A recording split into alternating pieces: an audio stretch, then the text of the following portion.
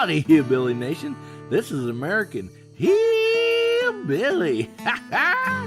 And welcome to the Guns, Beer, and Therapy Saturday Night Party. Ready?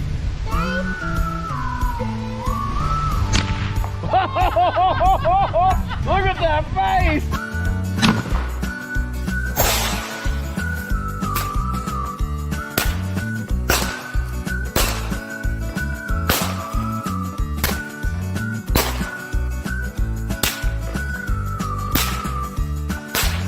One less can of hard seltzer in this world. I'm proud of myself.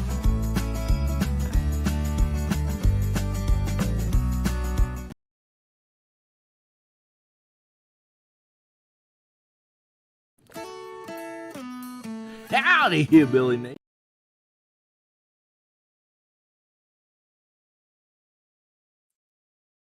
Howdy, Hillbilly Nation. This is American Hillbilly. Man, I'm glad to have you all here tonight. We're just going to have a lot of fun. I hope everybody's good for that. Man, we got a show for you guys tonight. Back in the green room, these guys requested like buckets and buckets of ice because, I mean, no matter how good the air conditioner works, it's just hot everywhere. I mean, the other day I seen a tree fighting over two dogs, you know. I mean, it's just hot, hotter than a baked tater. So I hope everybody's staying cool and enjoying themselves. Stay safe. Anyway, we have an awesome panel for you guys tonight. Yeah, and we even got a special guest. I'm telling you, yeah, you're not gonna believe it. We got a special guest, so it's gonna be a lot of fun. So anyway, I just want to welcome everybody that's out there and thank you so much for joining us tonight on Guns, Beer, and Therapy. And I will have to say, I did recover from the White Claws. It took a while, you know, but I think I'm back on my A game now. So I ain't gonna be trying that, I don't think, anymore at all. So anyway, we got the panel back there. They're cooling off, just having a great time. So anyway, I'd like to bring up first person tonight and invite them. And I want to bring up JH586. How you doing tonight, buddy? I'm good, man. Thanks for having me. It's really hot in Georgia. Well, all over the world, I think. But yes, it is. Thanks for having me, man. All the ice is already melted back there, so yeah. I think it's Bubba's fault. We're going to get some more ice, ain't we? Yes, well, sir. We told Bubba to bring some more. I don't know if he did or not. So, well, up next. I'm looking forward to our special guest tonight. This is going to be really cool. All right, we're going to have fun. And, like, the panel didn't even know this. So, you know me. I mean, I like to, surprise y'all. So, anyway, surprise and not surprise, as Gomer Powell would say. All right, buddy. Well, thanks for being on tonight. And next, I'd like to bring up MacMan. How you doing tonight, buddy? How you doing, guys? Thanks for the invite. Really appreciate it. Looking forward to the show. Can't wait to meet the special guest. That'll be cool. And like Jamie says, most of the ice is gone. I think Walter took it tonight. I think he needs to keep it in case he goes back in jail. He's going to get hot in jail this time, so I think he needs some ice. And I think that's where it went. Oh, man. Yeah, we're going to have to come up with a get out of free YouTube jail card for Walter, you know. But one thing about it, if you get thrown in YouTube jail, all you do is throw Walter's name around, you know, and like you got it made because he's been in there so many times, you know. But anyway, so up next, I'd like to invite up AR Gun 1776. How you doing tonight, Elliot? Sorry, had the camera off. Oh, thank you for the invite, man. It's good to be here with you guys. Good to see y'all on the side chat too. Great to be here, man. so glad you can make it. Yeah, Well, I enjoy the show. Joey, you coming on tonight, buddy. Thank And up next we have Viejo Walter. How you doing, buddy? I'm cold. Gosh dang, it's cold here. I got all you boys ice, and it's probably like 72 degrees in my house right now. I don't know. I need to go get a jacket on or something. I don't know. But yeah. When YouTube decided to put me on ice, they weren't kidding, man. Right. I live right here on the coast of California, on the Pacific Ocean. The water temperature out there is only like 58. It's not like the East Coast water, so it stays cool here. We got that big temperature moderator sitting about 5 miles that away, so it doesn't get hot here, and it doesn't get cold either. It's pretty much the same year round. So anyway, I feel for you folks that are suffering with the heat. It ain't fair for sure. But anyway, I'm happy to be here. It's always fun. And Hillbilly, I appreciate the invitation to participate here. It's good to see, all my old friends over here on the side chat, folks that we've known forever, that are here, the usual suspects, as we say in YouTube jail. They're all here. Good to be thanks for being here, Walter. And I mean, I'm glad you got the temperature out there that you're happy with, because we got everything else, buddy, as far as the guns and all that. So yeah, maybe one day we can get that changed. We're working on it. It's slow, but yeah. Well, thank you so much for being here tonight, Walter. I appreciate it, buddy. So up next we have Garage Guy 879. How you doing tonight, Mark? Oh, I'm doing really well. It's probably borderline chilly here. It was about 92 degrees at 5 o'clock this evening. Storm come through 15 minutes later. Temperature was down in the 70s. nice. Oh my goodness. Yeah. But thank you for the invite. I want to say hello to all the guys here on the panel. Hope you're doing well. And shout out to everybody over in the side chat. Looks like it's really popping already. Oh man, we got a rock and rolling side chat out there already. There's no doubt about that. Well, thank you so much for being able to be on tonight, Mark. I appreciate you, buddy. Anytime. And so up next, I would like to bring up Gizzard Gary. How you doing tonight, buddy? I'm doing all right. How are you? Just basically rolled in the door a few minutes ago. So, All right. Well, so glad you can make it tonight, buddy. yeah, I'm glad you had me. Well, we're glad to have you. So, Bubba ever show up back there? Or he might still be sleeping. He'd use it. How do you do? Well, all righty. Well, thank you for showing up, Gary. I appreciate you coming on. And up next, we have Moondog Industries. How Hey you everybody, doing, buddy? very good. I think I got Walter and Mark beat being in behind enemy lines in San Francisco. The temperature here is 62, and it's been this way for past 3 weeks. So Oh boy, yeah. Don't Yeah. rub it in. it never Oh, gets man. it gets hot here sometime around September, October, and Mhm. in the 90s, but all of like 3 days, and Right. the rest of the time Oh, it's no like this. kidding. Oh my goodness. So I'm sending some of the cool breezes your way. Hopefully it gets to some of you out there. Yeah, tell everybody to turn their fan on outside and blow it this direction. Need to reverse them fans you got out there and blow some of that cool air this way. You figure with a temperature like this, I wonder why everybody's so concerned about global warming. It's never warm enough here. Right. Well, all right. Well, thank you so much, buddy, for coming on tonight. And up next, we have Mark Thomas. How you doing tonight, buddy? I'm doing pretty good. How's everybody doing? Hey, Doing great, buddy. How about yourself? Oh, not too bad, not too bad. All right.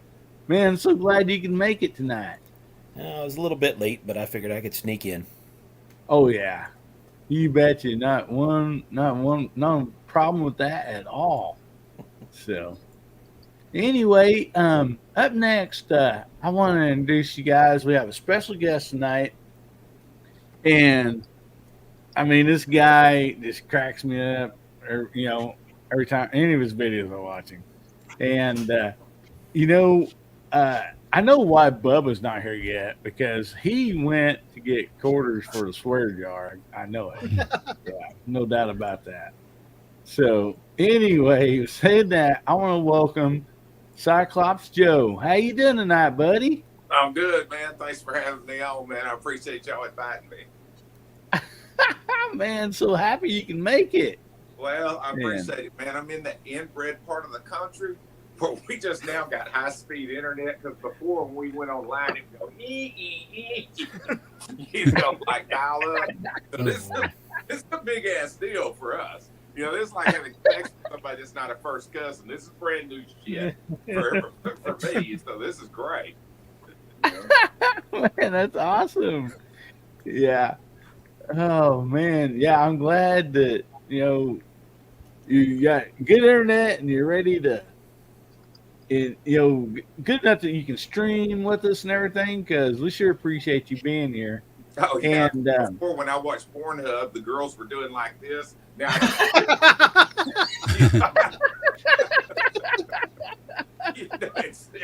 It's a lot easier. You start, you stop, you start. Yeah. So now I just watch the whole thing. Oh my goodness. So since you're new on here on the panel and stuff, I'd like to go ahead and give you the opportunity to tell everybody a little bit about your channel if they've not went over and checked your channel out yet.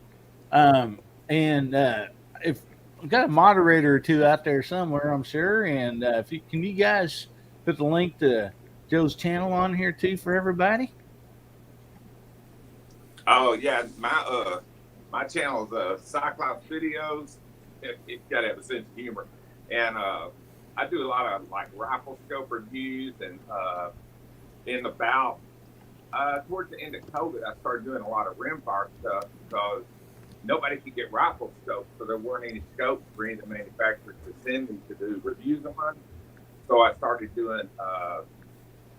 mixing in some rimfire stuff. So I've been doing some of that lately too. But right now, right before I came back here with 103 outside with 87% humidity, I haven't been shooting much lately.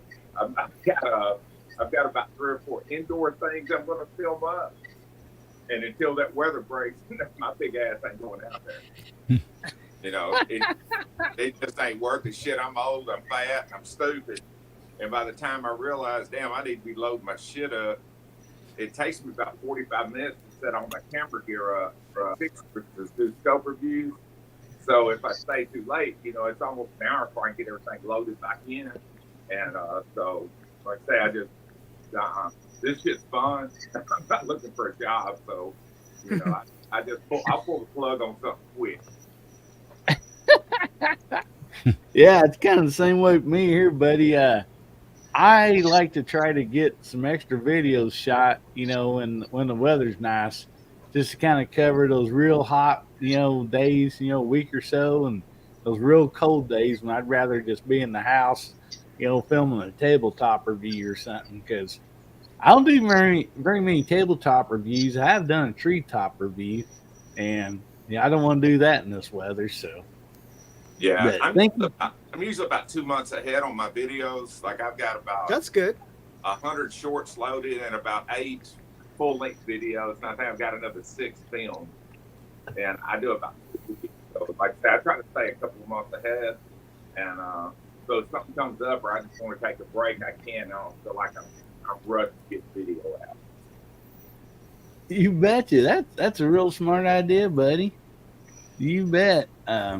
That definitely helps. And, I know as content creators, sometimes we will get like I don't know about any of you guys, but I will go a few days, 3 days, sometimes a week trying to think of my next video, and so if you don't stay ahead of the game a little bit, it's kind of rough, especially when you're just filming videos.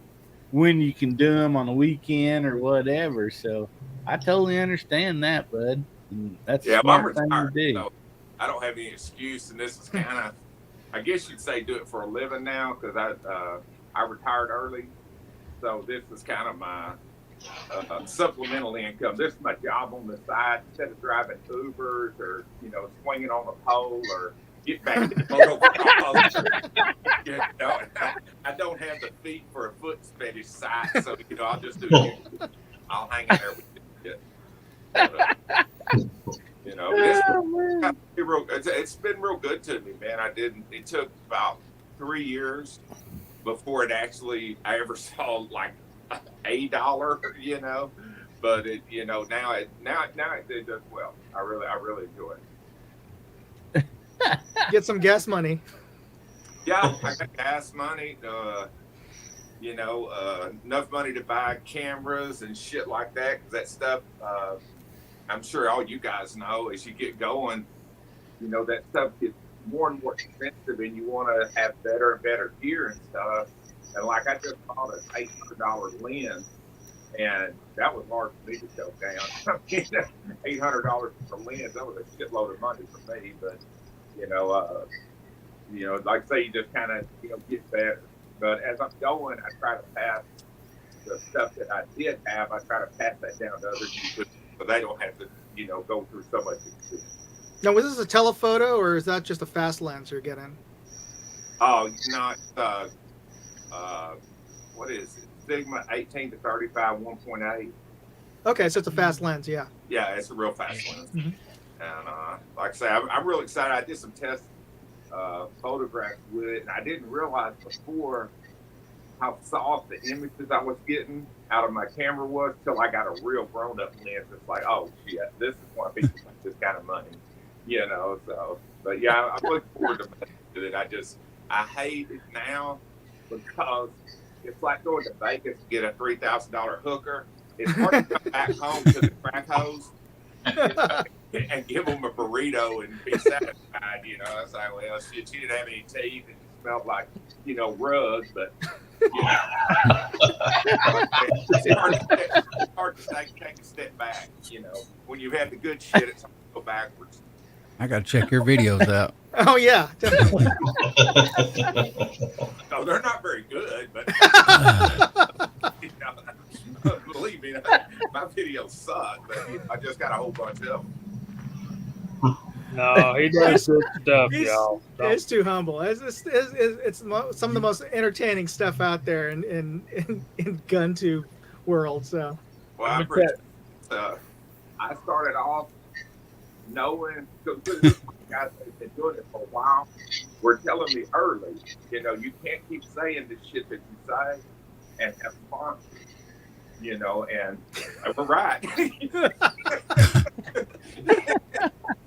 If y'all want to see some good Joe Ray videos, go check out the ones where he's going through the comment sections. You will roll on the floor.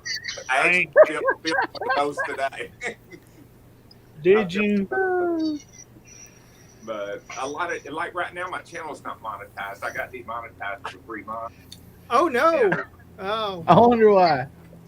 I did one of these shorts with Kamala Harris, which everybody knows what a genius he is. Lady of color and sophistication. So, anyway, there's a little short on there called "Today is Today," and then somebody edited this video, and she already sounds like a moron. But the way they edited it, she just sounds that much stupider. So I superimposed a bar in front of, had a martini glass and bar background noise. And that was the problem?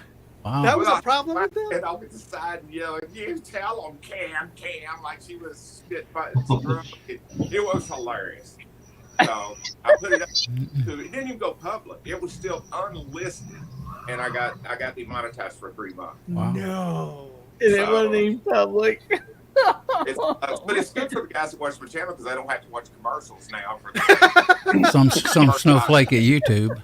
Yeah. Oh, God. Uh-huh. You know, and it sucks because there's at least 1,000 versions of that on YouTube.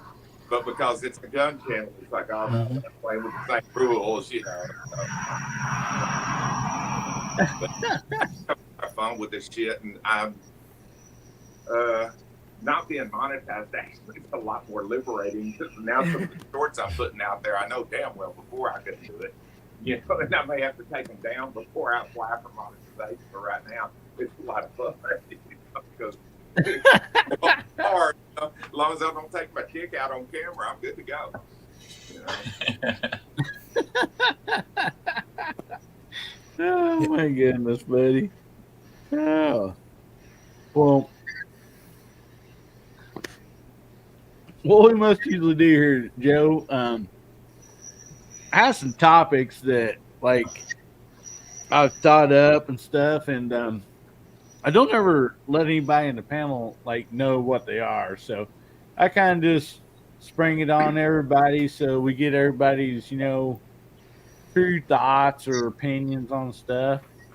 And I thought, since you're going to be on tonight, I thought I might press the envelope just a little bit tonight. Yeah, go on ahead. Can you raise my volume on your end? Because I don't have my microphone didn't work. I'm having to use the mic on my tablet right now. I don't know. I don't think I can I, guys? Or I think you can. Does that sound any better? Probably already maxed out. Sounds Joe, good enough to me. Okay. It's a little better, Joe. Yeah. Okay, yeah. Tom just texted me and told me I can't hardly hear you. You sound like you got a dick in your mouth, and I thought, well, I'll get a little closer. We talked on the phone, so he knows what to say quiet.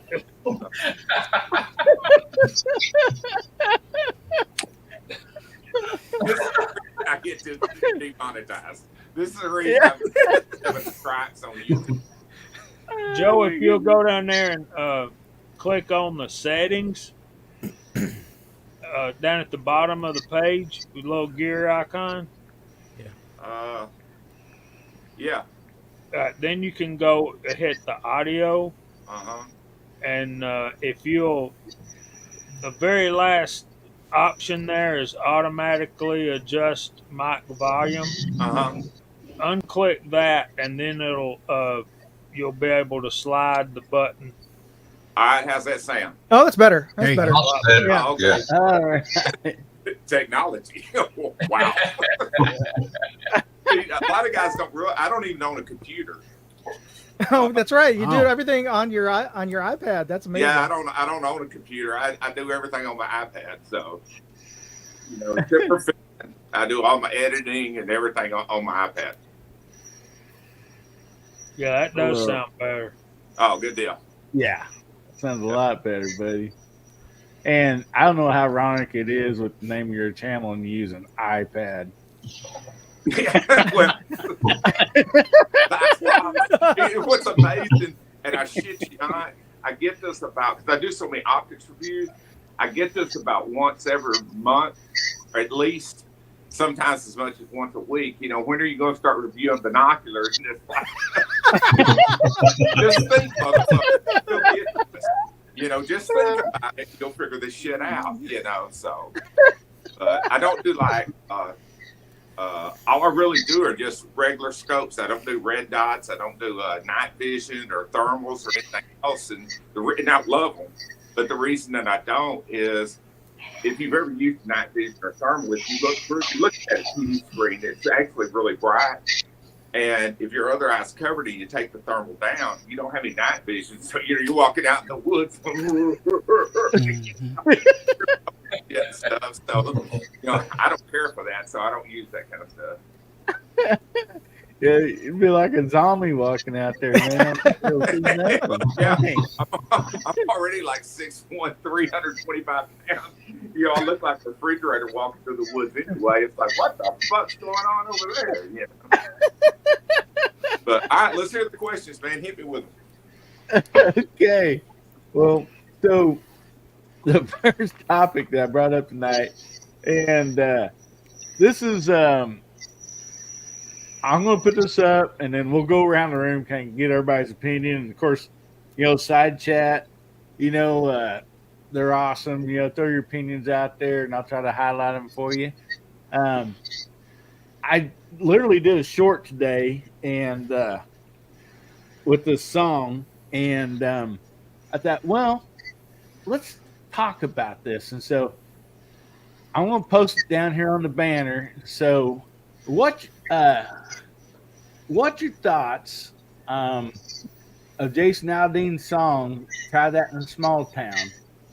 And I'm only looking for your thoughts and why some are saying that it's controversial. I'm not really asking about what you think of Jason Aldean or none of that stuff. And ask everybody to, you know, be a little respectful here the best we can. But, you know, uh, I, without bringing, any race, nothing into this, just the song. And, I want your thoughts. And also, if you've not heard that song, I have the lyrics. So I'm going to pull those up here, just in case you've not heard that song. And pretty much what their problem is, it's a lot of the news and stuff. I'm not going to show the video, but he used clips in this video of just what was on the news. So during the BLM BLM riots. Yeah. Yeah. And so anyway, I want to add this here. Try to. And so let me see if I think I can blow that up here some, if I remember. Okay. Hang on a second. Let me get the. How about not being very dang technical? I've heard of controversy, but I haven't listened to the song. Okay. I'll get those blowed up a little bit where you can read them. So this is the words to the song. And when you guys like to read that, and I'll just kind of scroll through there. Sucker punch somebody on a sidewalk. Carjack an old lady at a red light. Pull a gun on an owner in a liquor store. You think that's cool? Well, act a fool if you like. Cuss out a cop. Spit in his face.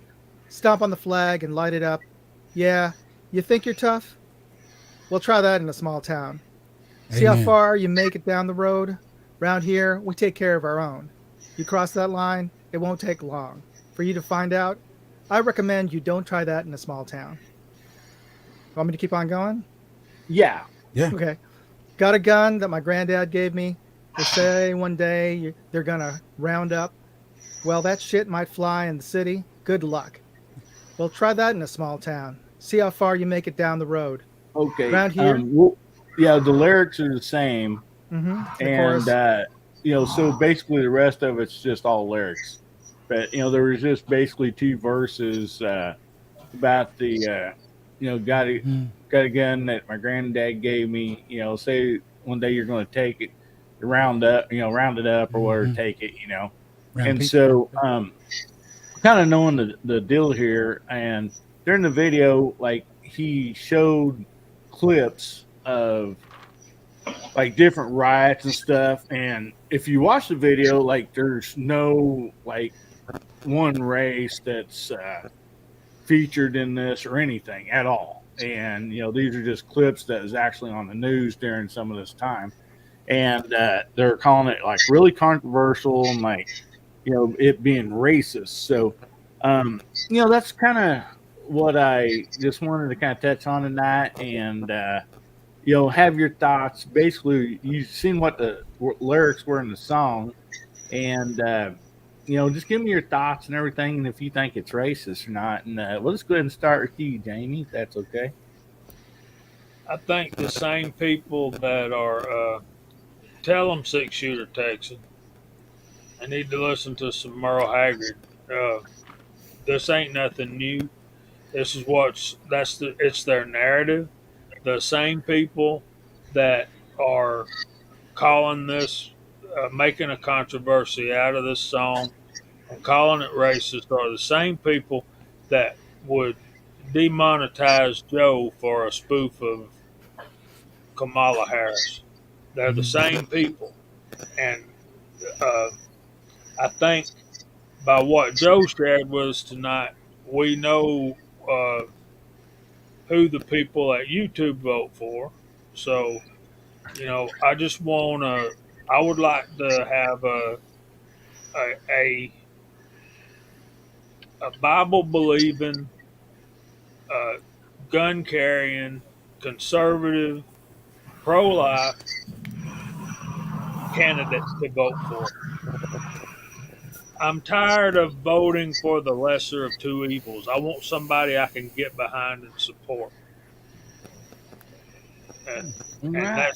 that's as political as I want to get. And yeah, people that are making a fuss over that song, they just it's what needs to be said when it needs to be said. I mean, he hit the nail on the head. And look, guys, they're going to keep on. They're going to keep pushing, and people are going to get hurt. Yeah. Nobody wants that. Nobody honestly. wants that. No. Yeah. So, well, thank you, Jamie. I sure appreciate it. So, Mac Man, you're an immigrant to this world, and we're glad to have you. And so, what's your thoughts on something like this, buddy? To be honest with you, I haven't heard the song. I just read the lyrics now, and I didn't know about the song or the controversy. But I say good for him for going out and speaking that, because he's speaking the truth. At the end of the day, that's happening out there. Everybody's trying to cover up what's going on. The news just want to show what they want to show. And someone's got the balls to go out there and do something like this. And the more controversy it brings, the more press it brings on him, and the more people see it and hear about it. So I think it's a good thing what he's done. Fully support him. And if it's happening, why can't we talk about it? Why can't we sing about it? It's out there. We know it's all going on. And you shouldn't hide it. If it's happening in the cities and they're hiding it, that's to me, that's more controversial. And what he's doing, he's bringing it to light. So I can't say much more about it because I don't really know much about it, but just what I saw there, that's sort of how I feel about it. Yeah. I appreciate it. And great comments on that, guys. A lot of great ones there in the side chat. Appreciate that, guys. So, Elliot, we'll go to you next, buddy. I think it's appropriate for the times. I'm glad somebody's saying things like that. That's typically what we've always did over the decades. Some people, out there in the entertainment industry, occasionally will talk straight, and it's a good thing. They just don't like that. They can't handle the truth. That's what it is. The left can't. That's my thoughts on it. I haven't heard the song, but I like it. No, I don't think it's racial. You're just saying what's happening and putting it out there. All right. Well, thanks for your opinion, buddy. And Mark, we'll jump on over to you, bud. Mark with a C. Yep. Is the song racist? No, absolutely not. It's a song. And I think Two Live Moo had it pretty good. This is kind of like one of those, F around and find out kind of messages. Go ahead. Try it in a small town. Try it in a community that's tight-knit, and you're going to get your ass whooped. True. That's not racist. Yeah. That's life. That is Darwin at work. Yeah, that sounds more like facts to me. Yeah. All righty. So, Moondog, what's your thoughts on it, buddy? Well, it's the same people, the loud voices, and especially who have friends in the media. It's the same reason why the folks in the media wouldn't allow criticism against the violence in the riots themselves. And yet, the same level of hypocrisy, like in the following January, that was wrong, but it was perfectly fine to burn cars and to vandalize for the rest of the year before January. So as far as the song itself, I've heard it. I mean, for my personal taste, I think it's an average song. So I think it's great that he's gotten what's I forgot who had the quote that there's no such thing as bad press. So he's certainly gotten a lot more downloads and plays thanks to the controversy. The song itself is not inherently racist to my ears or my reading of it. And to Mark's point, it's just a true statement that you can't do that in a tight knit community where everybody knows everybody else. So if you try to pull any shit, everybody, your family, your friends, they'll call you on it. But whereas if you're in a big city, the anonymity, just like online, anonymity breeds a certain level of just evil and cavalierness. If people think that they can get away with something, they will. I mean, certainly, I know that firsthand in San Francisco, where people are just pulling stuff off the shelves because there's no consequences. So that's just is the truth that in a big city where people feel anonymous, they'll do a lot more evil and wrong because they think they can get away with it. All right, buddy. Well, I sure appreciate your thoughts on that. And so, here's your Gary. We'll go over to you next, buddy. Well, I'll address the elephant in the room, and that is why they think it's racist, is because most of the riots and stuff that they're making reference to were the Black Lives Matter riots going on. And a lot of people on the left believe that it was just, that side of the equation standing up for their rights and stuff like that. But that's not the way I see it, and that's not the way most of us see it. And that wasn't what we saw on the news. A lot of the violence was done by white girls. I gotta say. But we saw what we saw by and large was people just out there destroying property indiscriminately for no reason. And it was affecting the people around them. It was affecting the people in their neighborhoods, destroying their own businesses and stuff like that. For some reason, they were okay with that. And I think the song is addressing the fact that, that wouldn't fly outside of urban America. You get out in rural America where, that's our mentality. No, you're not going to do that in our city. And by and large, they didn't come to the small towns because they knew that wasn't going to fly out here in rural Americana and stuff like that. I don't think there's anything racist about that. It's a matter of people wanting to stand up, defend themselves from indiscriminate violence and everything else. We don't have to sit here and be victims. And that's basically what he's saying is we're not going to be victims. So, that's the heart of what we believe in. That's why we believe in the Second Amendment, the right to defend ourselves and everything else. It all goes along with our core beliefs and stuff like that. Racist? No. Yeah. I don't see it that way at all. All right, buddy. Well, thank you so much for your opinion. And I thank you. We said cat or elephant in the room. I was going to tell you that was a cat that's sitting on your lap, not an elephant. Yeah, it was a cat. Okay. I just want to make sure your eyes are doing all right there. So. Well, I am old. All right, Walter, what you got to say, buddy? Well, I see several sides to this whole thing, and I've been thinking about that song a lot. I listened to it when it first came out. I watched the video, looked up the lyrics, and read them. And was just sitting here scratching my head. I said, I don't get it. There's nothing racist in those lyrics anywhere. There's nothing about. I got a couple of firearms that were handed down from my grandfather in Kentucky. Also, there's nothing racist about it. There's nothing racist about any of it. And I think it's as so many of the other folks up here have said, it's about small town folks being closer knit and having better and stronger ties to their family and community, and saying, hey, that's important here where we are, and if you try to put a rift in our community that way, we're not going to let that happen. We know how to take care of ourselves, and we've been doing it for centuries. I just got done watching a series on YouTube by a feller named Peter Santinello about Appalachia. a great series, by the way. And he's done a number. He's got another good one about the border situation. But that was you want to get some history lessons about what family is all about in small towns. Go look up Peter Santinella, Santenella, or LO, I think maybe Santinella. Anyway, great series. And it's all about exactly this.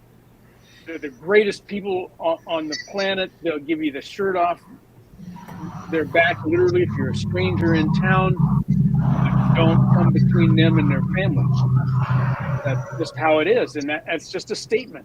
It's not good. It's not bad. It's not ugly. That's just how it is where these folks are living. So, that's my take on his lyric. The controversy over the song is something different, though. Why is that controversy there? Why did the media make a big deal out of it? We've had a lot bigger deals than that show up in the last couple of years. Why now? Why did they choose this song to take a stand and make a big deal out of it? Is it because, Drunk Uncle Joe's kid is, facing jail time and they want to take the heat off of him? That could be part of it. I'm thinking the same thing about this UFO stuff. Hey, how do we get the attention away from us here in the White House? Let's scream UFOs. See if that's you know how those rednecks are. I seen it. They're going to be all over the UFO thing. Forget about us. There's always an I seen it guy out there, right? So I always I mistrust the media and their motives. And so I can't get away from the feeling that that's probably part of it, that there was an intentional thrust there to focus on that particular song. And I think the controversy will go away in a couple more weeks. But, I'm really digging the fact that as soon as they came out with that, Jason song went shooting up the charts. And I say, yeah, 10-4, buddy. That was good. It's amazing how that kind of stuff happens when they find cocaine in the White House. Huh? That's true. Yeah, right. And marijuana too. We haven't heard much about that. Right. Yeah. That sounds like a typical kids party in San Francisco. Right? Yeah. That's all day long. Over to you, Garage Guy. Oh, well, it's already all been said. I think it's the media spin doctors wanted something to distract from, what's going on up in D.C., especially Hunter Biden. Nobody cares if he did coke or not. I don't care. So here comes this song, and they're like, okay, let's go ahead and make a big deal out of this. Also, I live in a very small town. I'm right in the middle of the Appalachians here in the southwestern part of Virginia. And even though these towns aren't really all that much compared to other places, people have pride in their communities around here.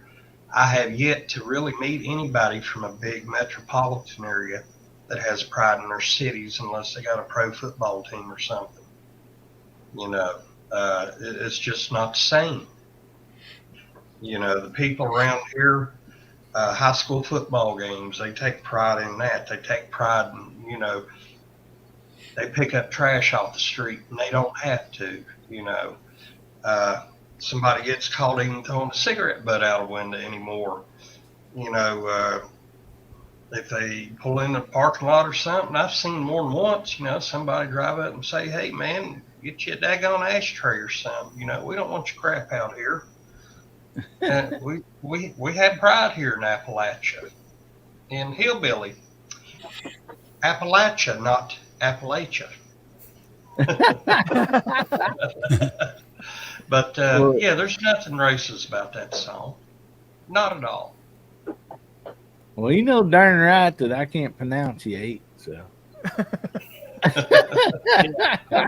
I live here, man, and I didn't know where you was talking about, so.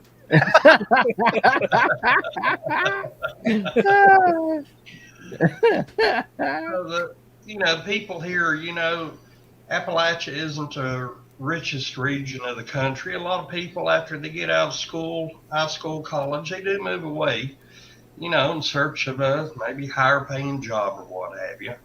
But still, yet the people that are here, we take pride in where we live at. I watched quite a few documentaries on Appalachia. Yes, sir. They sure are. All righty. Well, thanks a lot, Mark. I really appreciate your opinion, buddy. And so, Joe, I don't know if you got anything to say about this, but if you can reach, maybe find something. Nah, I don't think, it's an old song. It's not something that just come out. That song, and it was like a beat track or somewhere down through there. Body got their ass butt hurt about something, was looking for something to raise hell about. Somewhere down through there, the LMNOPQ, one of them got pissed off or some shit. They got the little alphabet buddies together and, a bunch of other groups. And they just, something new to bitch about. I mean, that's the only way I look at it. But as far as what he's saying in the song, I don't think it's racist at all. And I live in a about average size town for Texas. It's not a city, it's just a town. But like where I live, the stuff like we see on TV here, like goes on in California, these cities with all the drugs and downtowns and then that shit don't happen.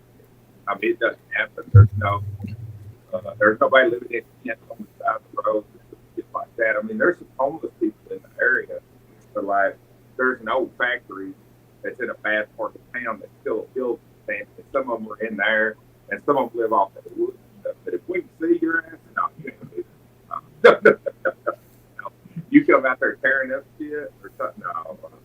And the ones that are homeless here or drug addicts or whatever, veterans, everybody got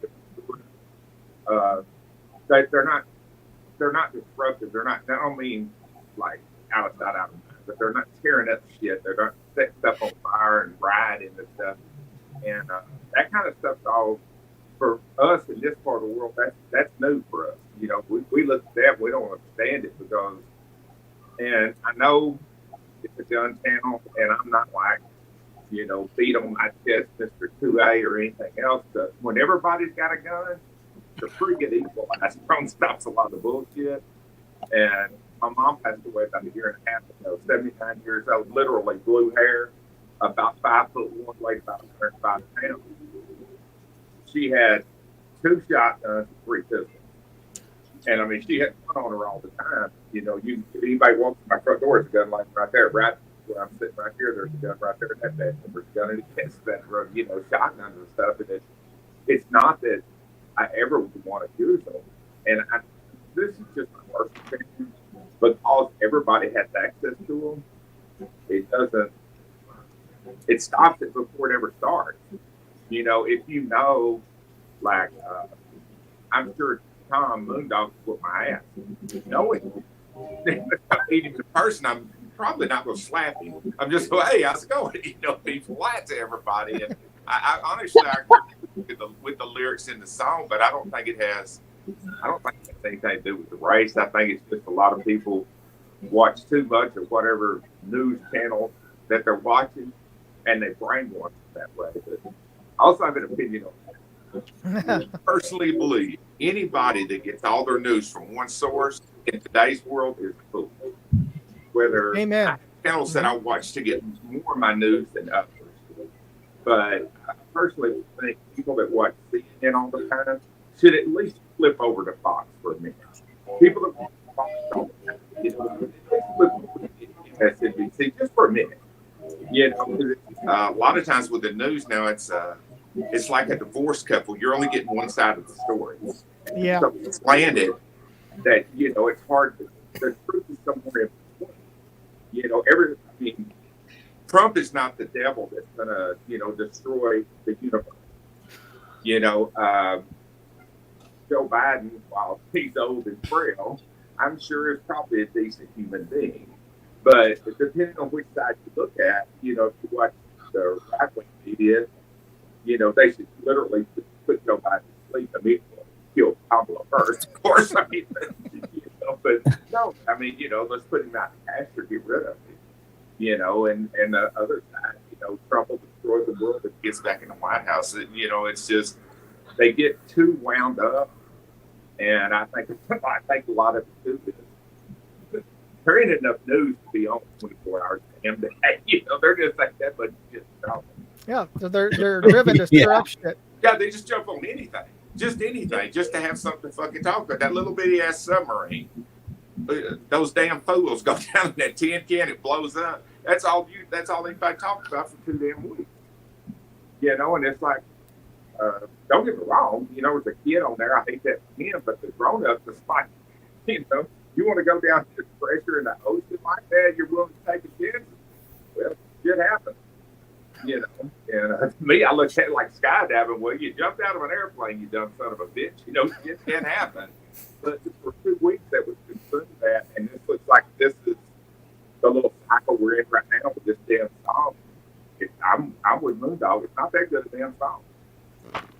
Yeah. It was raised off. That's all right. Yeah. It's just, I mean, it's no sweet home Alabama or nothing. No, no, man. Yeah. I don't think it's racist at all. So I just some guy, hey man, the shit y'all are doing that we're seeing on the news, like here. Me personally, the shit that we see on the news is happening in big cities. It's like, okay, that don't happen here, and it doesn't happen here for a reason. Pride in the community. I don't know. It's just a different way of thinking. In the areas where I live, I'm sure a lot of you guys are Southern design, and the areas that we live in, it's generations that have lived here. We can trace it back to our great and all this kind of stuff, grandparents. So it's not something we just moved into. Well, shit, we don't do about this. We just got here. It's not a hotel on the road for us. It's a home. We don't want to fight there in a home. But like I said, it's my take on it. That's the thing.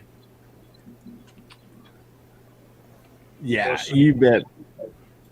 Go ahead, Jamie, or whoever. I shouldn't say this, but there's an old expression, you don't shit where you eat, Yeah. And that's what Joe's talking about. You passing through, we live here. Don't come in here and mess up our community and then be gone and you don't even think about it. Yeah. People, especially, like I say, people that have roots, and you don't even have to have roots, just have little damn common sense, not act like damn people. It don't matter where the hell I go. I'm not going to be throwing trash out the damn window, setting shit on fire, trying to break in somebody's damn car because they got a Yeti cooler or whatever the hell it is. Yeah. I mean, seriously, a lot of it's just, a lot of it, I think, and I hate to sound like grandpa, but a lot of people, the young folks now, they just don't give a shit. And a lot of older folks. It ain't just the young ones. Yeah. There's a lot of older folks out there, and I know, hell, I've got 10 folks. I wouldn't just don't say it was on fire. They started fire. You worked at a Dairy Queen, you said you ain't one cent, sitting around sucking on the government shit, looking for a way out. They even in and out of jail and shit. Everybody's got that in the family, but they're not burning down houses and crap like that. If you do that shit, you're in jail forever. You'll never get out of jail in Texas. Go burn or church or some shit down. It's like, oh, that's your ass. You might as well put inner here on your butthole, but you're gonna be a bitch in prison. You're gonna be the Oh man. Well, guys, I thank you for your opinions and thoughts on that. And I pretty much felt the same way as everybody else. And and I feel like even like in your bigger cities, you have communities, and I'm not talking about like race, different colors of races of people, different communities, but even though if it even is, you have a group or a community, and they watch over their own, and so I feel like even people that's in cities or on the outskirts of bigger cities can even relate to that. They don't want, somebody in their community, you know, uh, doing stuff like this. And so, that's where I kind of had the trouble with, like, nobody wants that. Why would there even be, anything to do with, race or anything over this? Because, you know, if you have a community, if it's a small town, if it's a small section of a city or outskirts of city, you know, and your neighbors and you love them and everything, you don't want that coming to your place, and you know, it just I really had a lot of, like, I know that it happens, but I just really thought that this was kind of silly, them bringing up races and stuff in this, because I did not see anything about it even on the video or nothing, and so I'm like, well, let's figure out what everybody has to say about it, And so, man, you guys had some awesome, uh, you know, facts and opinions on all this, side chat panel. And so I thank you all so much, man. And Yeah, I cool. want everybody, I want to tell everybody, make sure you get in your hashtag HBN30, because we're going to be having a giveaway here in, about 30 minutes. So make sure you get that in. And, you know, we got a nice little knife for y'all. So make sure you get that hashtag in. And so let's bring up the next topic. Let's see here. Let me find it here. Oh, Try to find real- something that no one has an opinion on this time, will you? That's a good one. So I just want to throw this up here too, just to let everybody know. Um, there's still plenty of time for donations, for Lakeview and his wife and stuff. You still help out. My channel, I did a video, my first guns. Jamie, I mean, there's a lot of people. The Scotsman, Christmas 740. There's a lot of people. Val, Bald and Curious, to give away, and so Garage Guy, you're going to do one too, right? And so you want to kind of tell a little bit about that real quick. Of course, All you right. can't show what you're going to give away, but you want to just I say a can little show bit the about box, right? I can show that? You the show the box. box, yeah. Right. Now, this isn't as fancy or as elaborate as what Edward Petty or Bald and Curious is giving away. But what comes in this box right here is a brand new Stevens single shot shotgun chambered in 20 gauge. Hasn't been fired, brand new. And I'm going to get with Hillbilly and Scotsman on the details about how we're going to go about doing the giveaway.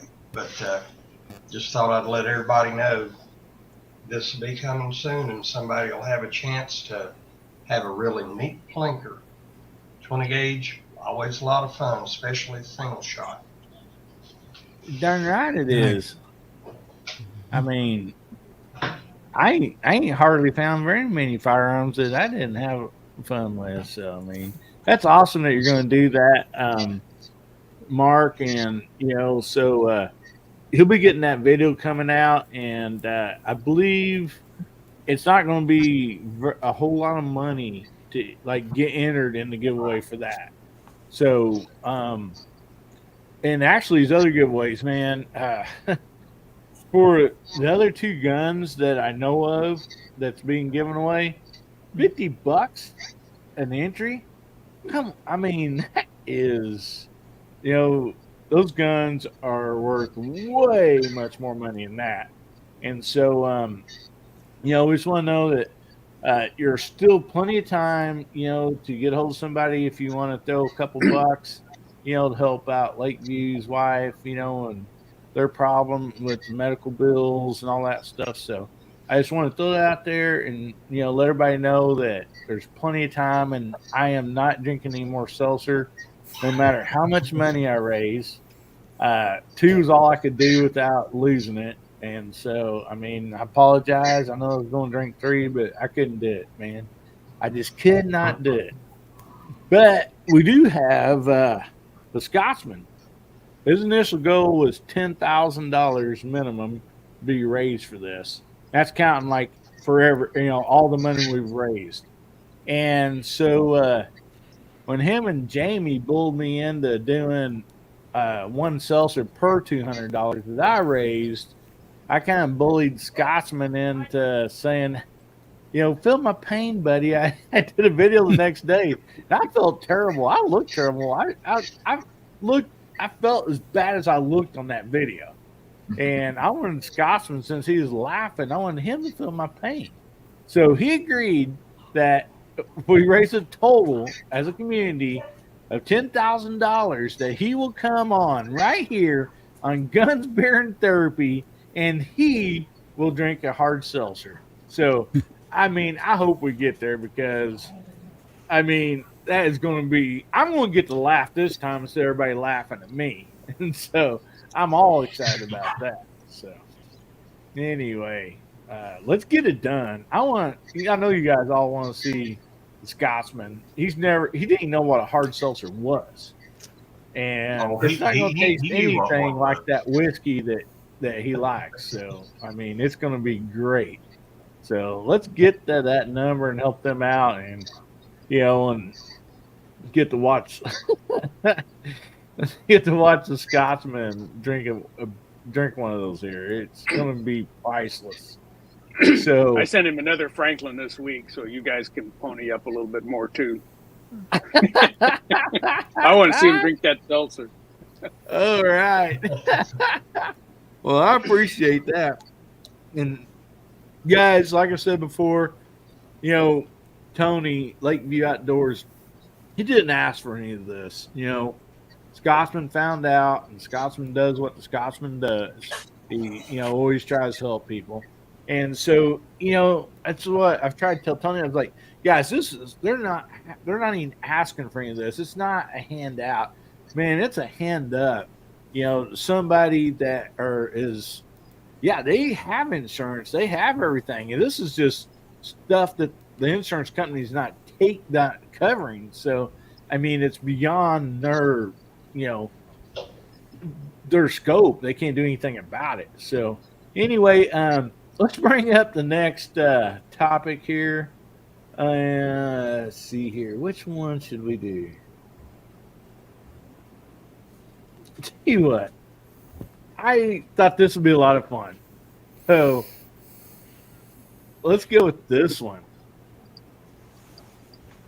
If you could pick a song that told your personal story, what would that song be? That it don't matter when it come out, what year, nothing, but if you pick a song, and we're gonna have fun with this, guys. You don't have to think something serious, but if you pick a song that would come close to telling your personal story, or maybe what your personal story would like to be, think of a song, and let's have some fun with this, guys. So tell you what, Joe, I think you might have something. What do you got, baby? We'll start with you. For me, it'd be Kid Rock, Blue Jeans, and a Rosary. That sounds honest. It's a lot like my wife.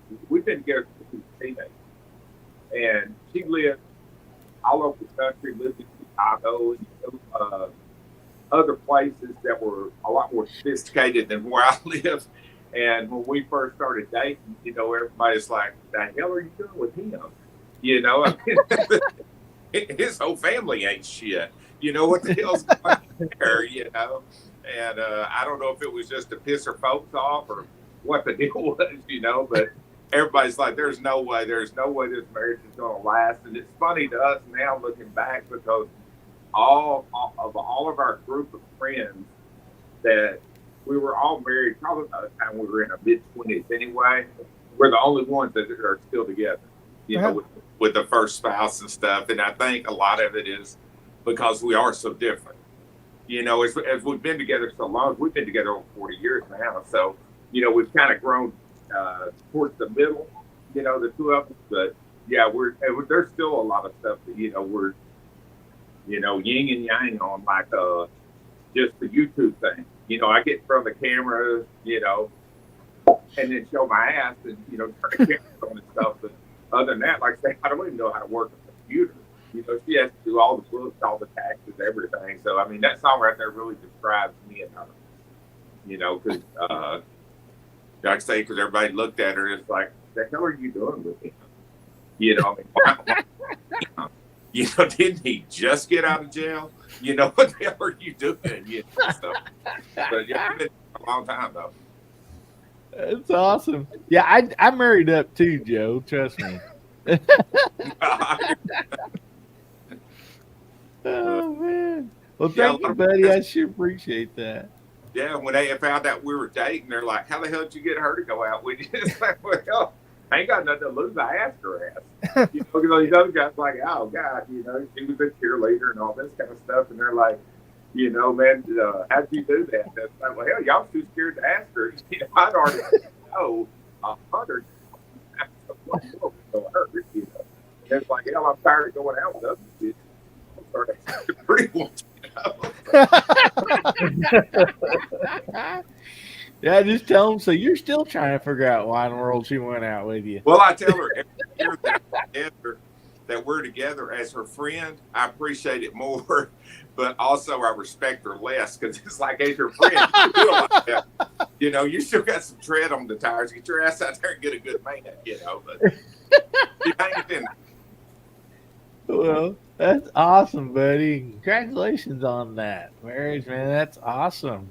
Yeah, my wife. Oh, man. She really is. She's not here right now, or I wouldn't be able to say that. But yeah, she's just is, man. You know, she just is, man. Just my best friend, great sense of humor. She does not like being on camera. She don't. Behind the camera, she'll do anything I want her to do, and help me with anything I want. But she does not like being on camera. And she's beautiful. She just doesn't like it. Well, I understand that because my wife, she don't either. And then what the deal with my wife? Anytime I grab something, I'm walking out the door with it. She's like, "Are you gonna shoot that?" And you know, I grabbed her Gucci purse one time and was going out the door. She's like, "You're not shooting my purse." I'm like, No, I'm using it for a prop. She's like, "No, you're not taking it." I'm like, "I promise, I'm not going to shoot it. Okay, Yeah. I'm just going to put a firearm in it. I'm not actually going to shoot it." But she plays tricks on me all the time. I mean, so it's, you know, but that's awesome, brother. I love it. And so, Garage Guy, what song would, you know, maybe best describe your life? Oh, your mic. Can't hear you. Your mic's On down. mute, buddy. How about now? There we go. We can hear you. Awesome. All right. That's very easy question and answer for me right there. I got to say Rock and Roll All Night, the live version from Kiss back in 75. Growing up around here, I got no problem with country music or bluegrass, you know. I enjoy it. But growing up, all weekend on TV, and we only got one channel, you had Bonnie Lou and Buster, Arthur Smith, Porter Wagner, and that bunch. And I'm like, you know, as a young kid, I'm like, oh, isn't there any other kind of music? And the only radio station around was AM. Oh. And then finally, the station started broadcasting also on FM. And one Saturday evening on that FM station, I turned it on, and there was that song, Rock and Roll All Night. And I'm like, wow, this is so different. And, you know, throughout high school, and even later on in life, you know, I enjoy the song, still do. It doesn't get old. That's a great song. Great song, buddy. Man, there's a ton of them coming in from the side chats that just cracking me up too. I mean, Ozzy Osbourne said "Crazy Train." Apropos, You so know, apropos. great ones But out I still drive down the road. I'll turn the CD player up in a banana truck and just crank it up, and somebody hears what I'm listening to, that's fine. Maybe they enjoy it too. Maybe not, but still yet, I enjoy it. Yeah. there.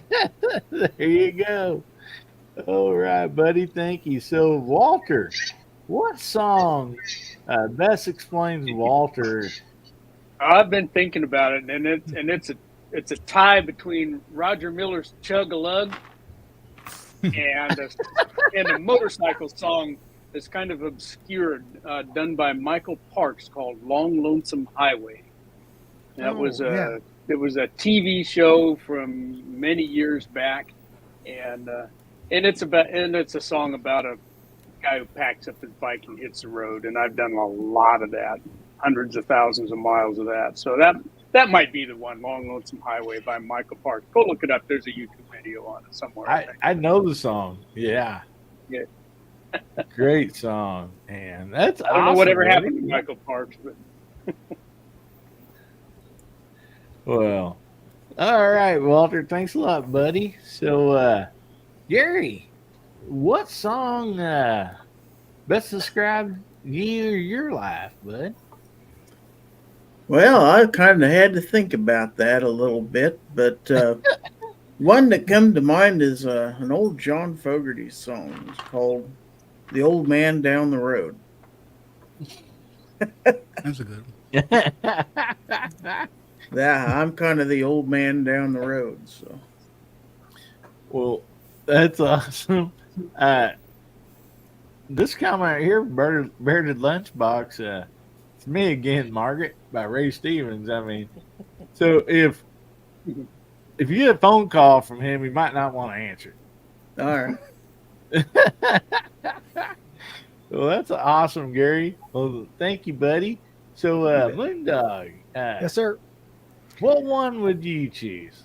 It's funny. The first thing that came to mind was the "Immigrant" song by Led Zeppelin, because, I guess, like MacMan, I'm technically an immigrant to this country, even though I came here as a baby.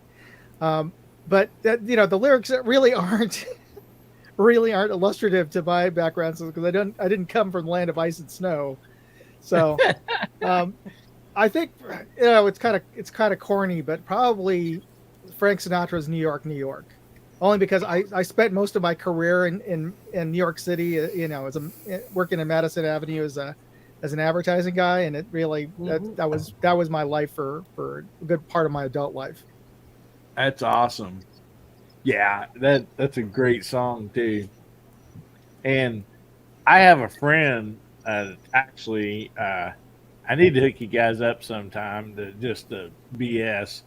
I trade stocks with him, but he's from Gary, Indiana, but he has done advertisement in New York for lots of years. Oh, which agency? I don't know 100%. Probably one of the.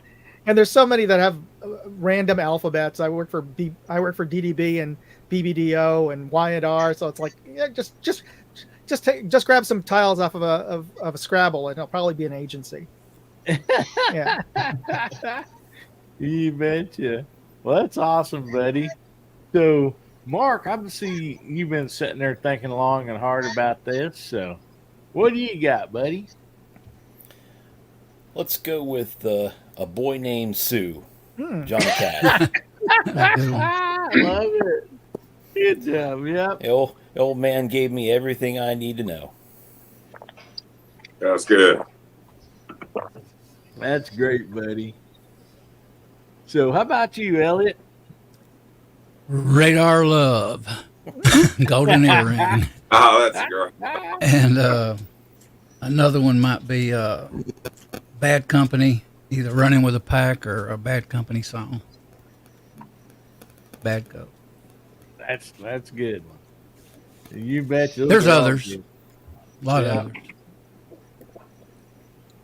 And so we'll move on over to you, Mac Man. So what song can you relate with? I'm going to go with I'm So Lucky. Because if you saw my wife, you'd think, what the hell? How did he grab that one? If you saw my kids, and you saw my kids and my grandkids, they're just gorgeous. And I just feel totally blessed that I've had 30 wonderful years with them. And I just feel so lucky that I managed to catch her and stick with her, because she's absolutely gorgeous. So that would be my song. I was thinking some Hank Jr. too. Shit.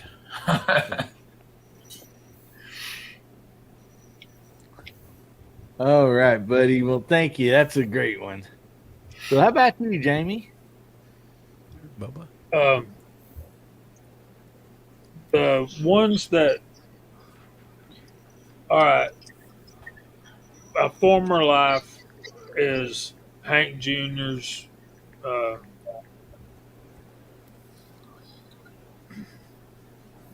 I can't remember her name. Had a brain fart. Family Traditions and Whiskey Bent and Hellbound are my previous life, and then my Coming to Jesus song would be his daddy's singing "I Saw the Light." But right now, my life is more like there's a Allman Brothers song they did live at the Fillmore East called "Stormy Monday." I don't know if y'all are familiar with that, but Yeah. that's one that was written by T-Bone Walker and released in 1947. Allman Brothers did it on live at Fillmore East in '71, and there's been a lot of people record that song. But it's a blues standard, but that's pretty much how life is for me in music. I'm all over the place. I like all kind of music as long as it's good. Yeah. And Bubba jumped in the side chat. He said it's easy. His is Hair of the Dog by Nazareth. I remember that one. So it's down to me. Thanks, Jamie. Thank you, everybody, for sharing that. I've been thinking about it too, because like I throw some of these topics up, and I don't even, as they go around the room, like I'll be thinking of something or whatever, and somebody else will have it or whatever. But then, like, this is another one. Like, there's so many that like I could relate with at different times in my life. But even though I'm in the Ozark Mountains, I would probably say Dixieland Delight. It just, a lot of lyrics in that song was just me growing up, and so, and I just that's the one I'm gonna come up with, I guess. Is so, and Going Wild says Born to Be Wild. All righty. So, guys, make sure I'll put this back up here again. Make sure you get your hashtag in there. Where'd it go? There it is. Hashtag HBN30 being the giveaway tonight. And Bubba or whoever's trying to come in, man, I apologize. The panel's full. I can't get any more people in here. So let me say goodnight and let him in, man. I got church tomorrow anyway. Guys, y'all have a good time. Thanks for having me on. Joe, great to see you, brother. Yeah, you too, man. Next time I catch you on there on your thing, I'll try to join in. That'd be great. We'll get Joe a link for Georgia Shooting Connection, okay? No, I watch it all the time. I comment and stuff. I just can't until just recently. We just now got the internet like this. Yeah. So I couldn't ever join before. All righty. Joe will tell you, I've sent him emails inviting him. All right. Yeah. Awesome. Jamie, anything you'd like to plug to get off here? No. No. Tomorrow night, check out Foreign and Domestic on Scotsman's channel. Friday nights at 8:00, Georgia Shooting Connection. Other than that, thanks, guys. See y'all. You Hi, bet. Jamie. Jamie. Hey, Yeah. Jamie, oh, he's already left. I was going to say, Walter, you want to take care of this? You want to do what? Who, where, how? On the banner I put on here. Somebody showed up in the side chat. I put it up here on the screen. Oh, Mario. no. Are we ready? Yeah. Here comes the countdown. 3, 2, 1. Hey!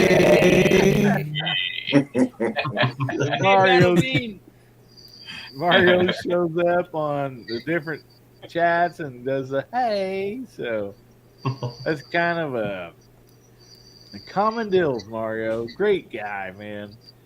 So, Mario lives about 100 miles over that way from me. Almost the next door neighbor. He lives over in Bakersfield. Oh, okay. Hey, Bubba. Glad you can Hey, make Bubba. it, buddy. What's up, guys? Hey, Bubba. How's it going, Bubba?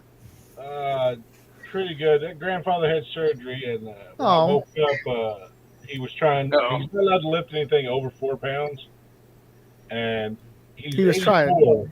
and yeah, he doesn't want to listen to that rule. Of course. So yeah, I had to go around and help him with that, and I didn't get a chance to text Hillbilly to tell him. So I'm sorry, guys. Hey, buddy, family's always first. There's no doubt about that, buddy. So, Oh, I didn't apologize to my family. I'm sorry that I didn't get a chance to tell y'all why. oh no, it is fine. Don't worry about that one bit. And so, now we have a Triclops and a Cyclops in here. Well, there we go. Yeah. Well, see, my third eye's blind though. See, Here, kinda let me covered. pull this up so Joe can see this. Yeah, let's. Oh, I got you. Well, it's kind of blind right now. Bubba Triclops Felicity. But I got the things in the background that matter, so we're good. I hear you. Mm-hmm. We're good to go. So, And I shaved and I went to work and everybody freaked out. I cut my sideburns off and everything because I messed them up when I was cutting my hair because I cut my own hair. And I walked into work and everybody's like, "Who the f are you?"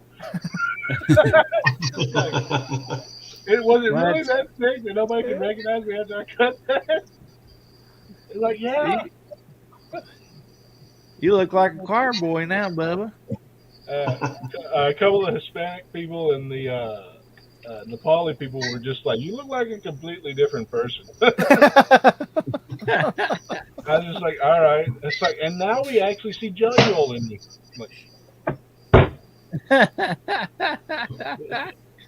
I'm just a no good son of a sinner. Alrighty. Sorry. Go on with the job. Sorry.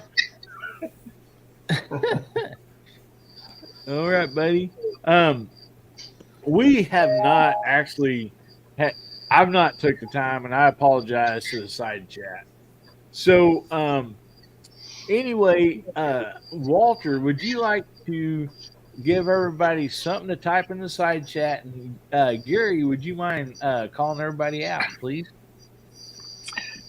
All right, here we go. In honor of the passing of Michael Parks 3 or 4 years ago, according to Bama Dad, which I had missed. I didn't know he was gone. So he rode in that series called Then Came Bronson, a Harley Davidson 883.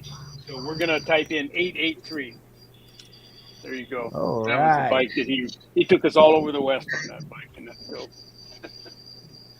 All right. So type in 883 and Mr. Gary will give you a shout out there, side chat. All right. I see Diego out there, Man 039 reloading, 3 Jeep Discoveries out there, Bama Dad, 2 Live Moo, G23, Duffer 426, Alaska 1 Andy, Dwayne 7834, Gun and Wild 1, Hat in a Bunker, Doug Thomas, Ozzy Osbourne is out there, Michael Dunn, Dale Pogue, Bearded Lunchbox, and Beefer Baron. So far, Mr. Bob Dobalina is out there. And any more? Going once. Going twice. I see Guns and Barbecue just popped in, so he may not even know what to type in. Some people seem to be a little bit behind in the chat. Warsaw Patriot just typed it in. He's out there. My ding-a-ling. Yeah, that's a Boomstick. That's a good one, Boomstick. Yep. All right. I think that's it. All right. Thank you, guys. I appreciate that. And anyway, Guns and Barbecue says, what I miss? You missed a good show, buddy, if you're just getting here. Oh, there you go. Having fun. Been cooking, boy, I tell you. Oh, I think we got, okay, now Guns and Barbecue says 8833. Get an extra 8 in there just for good luck, right? Hey, Hillbilly, do you know we talked about music and I was telling you about the close-up photos I took on that old camera and I got the pictures of Tina Turner? Ooh. Yeah. There you go. Highlight up and I can show you some of these, how close I was.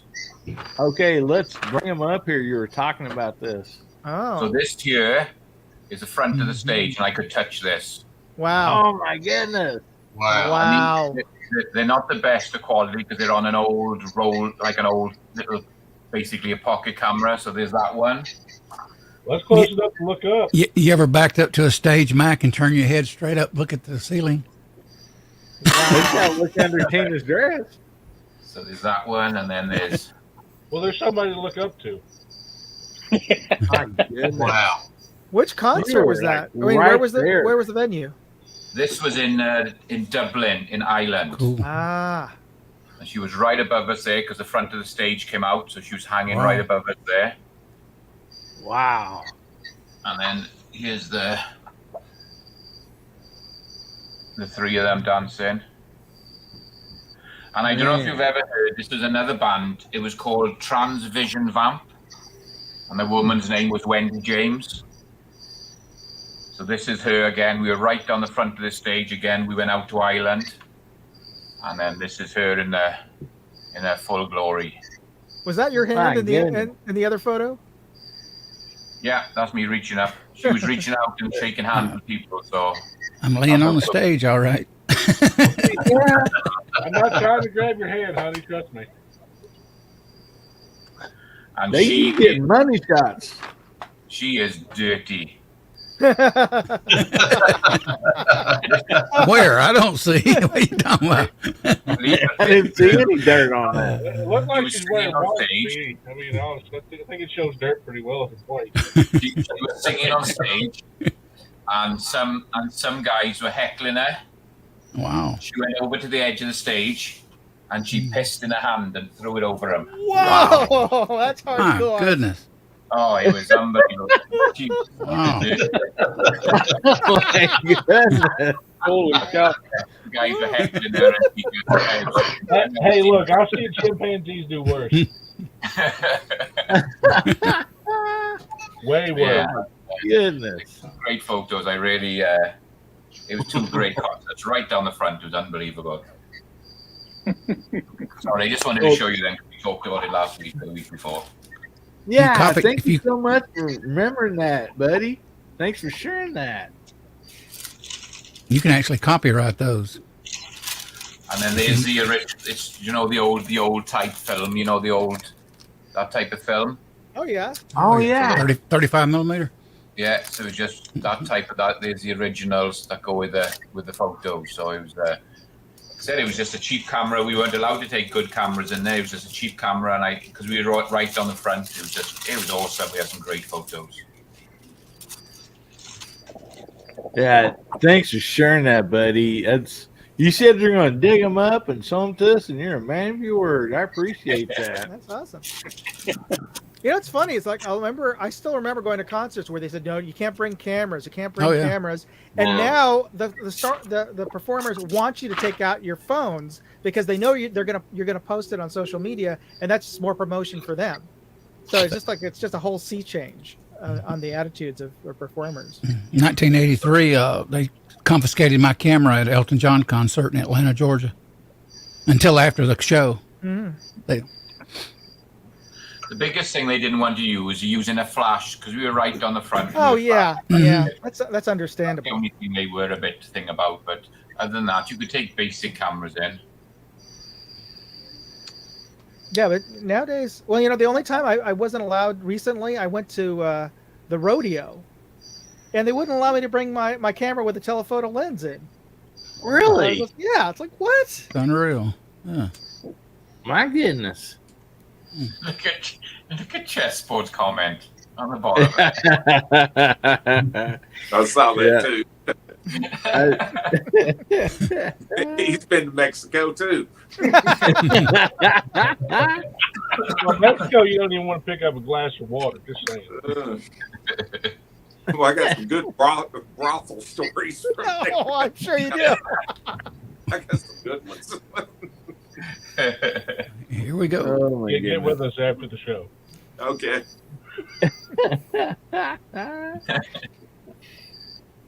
Alrighty. So let's go ahead and do this giveaway, guys. We'll have one more topic after this giveaway. And but let's get this giveaway. I know there's people wanting to see if they won or not. They're like, man, I'm sent to the show. Just let me know if I won or not. So I can go do something else. Oh, man, am I glad I came in late for these questions. Ooh, I'm looking back at it now like, oh, man, I'd get in trouble for some of these. Oh, I'm sure you would, Bubba. That's why I wouldn't let you in until after we got through with them. No, That had nothing to do with we were full being up. full. They only allowed there's 8 if you do the free version, 10 if you pay for it, and then like I think you get a lot more people on a panel if you like sign over your house or something. So anyway,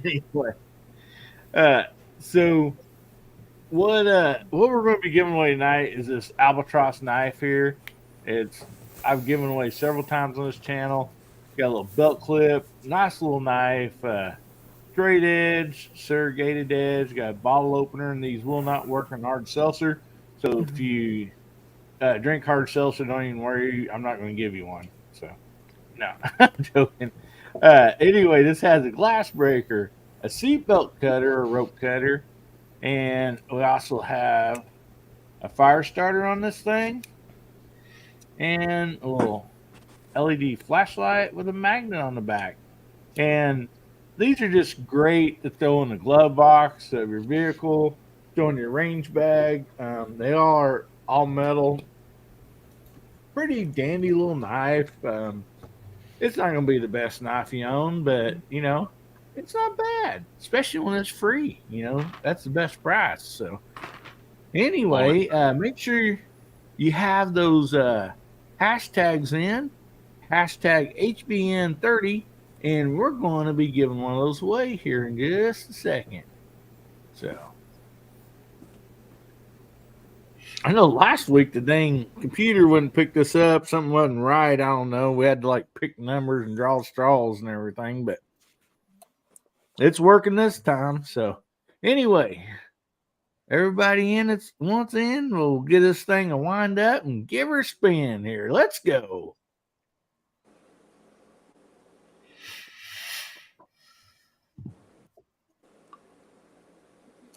Gun and wild one. Right, Congratulations. That guy is a pretty consistent winner on my channel. I mean, the guy, he's a wild man. And I mean, he says right there in his name. So congratulations, buddy. I'm going to jot your name down here.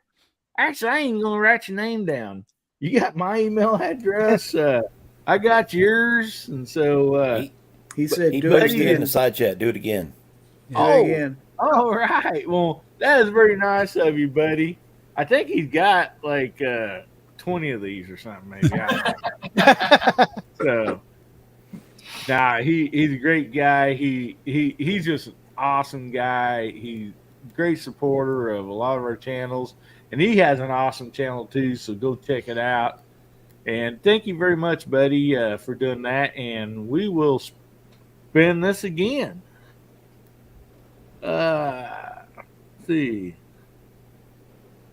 Just hit draw again up in the corner. Top right. Oh, there it is. Thank you, buddy. I was looking for that. And... All right. Who's going to win this time?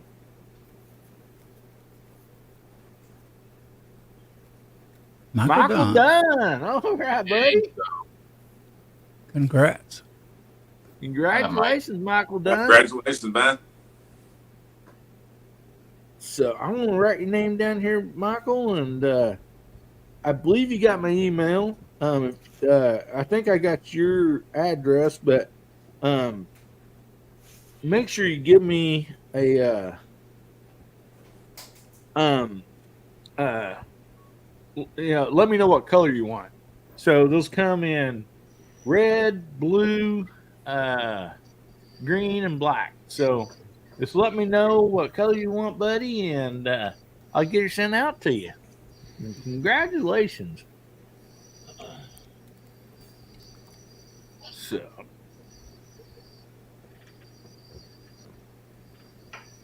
all right. Well, let's find another topic here.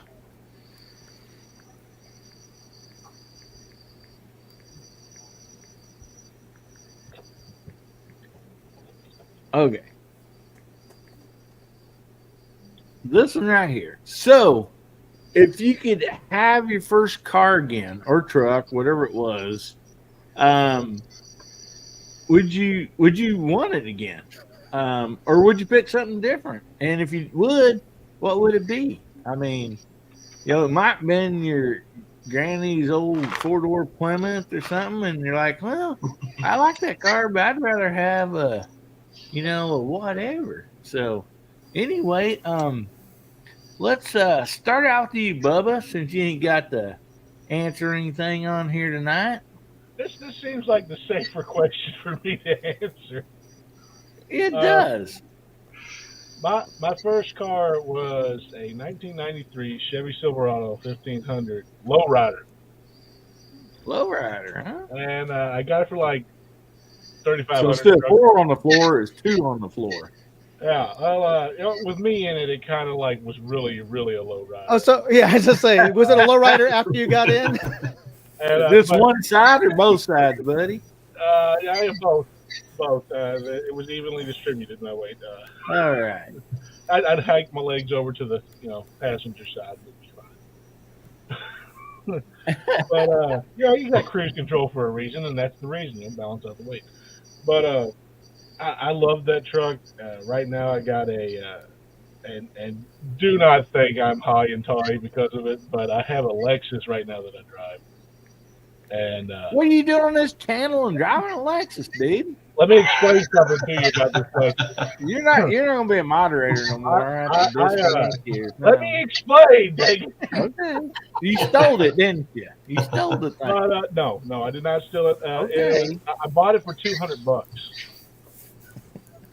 And the guy did you get a title with it, Bubba? For I did get a title with it. I did get a title with it. Pretty much all I paid was the transfer fees for it.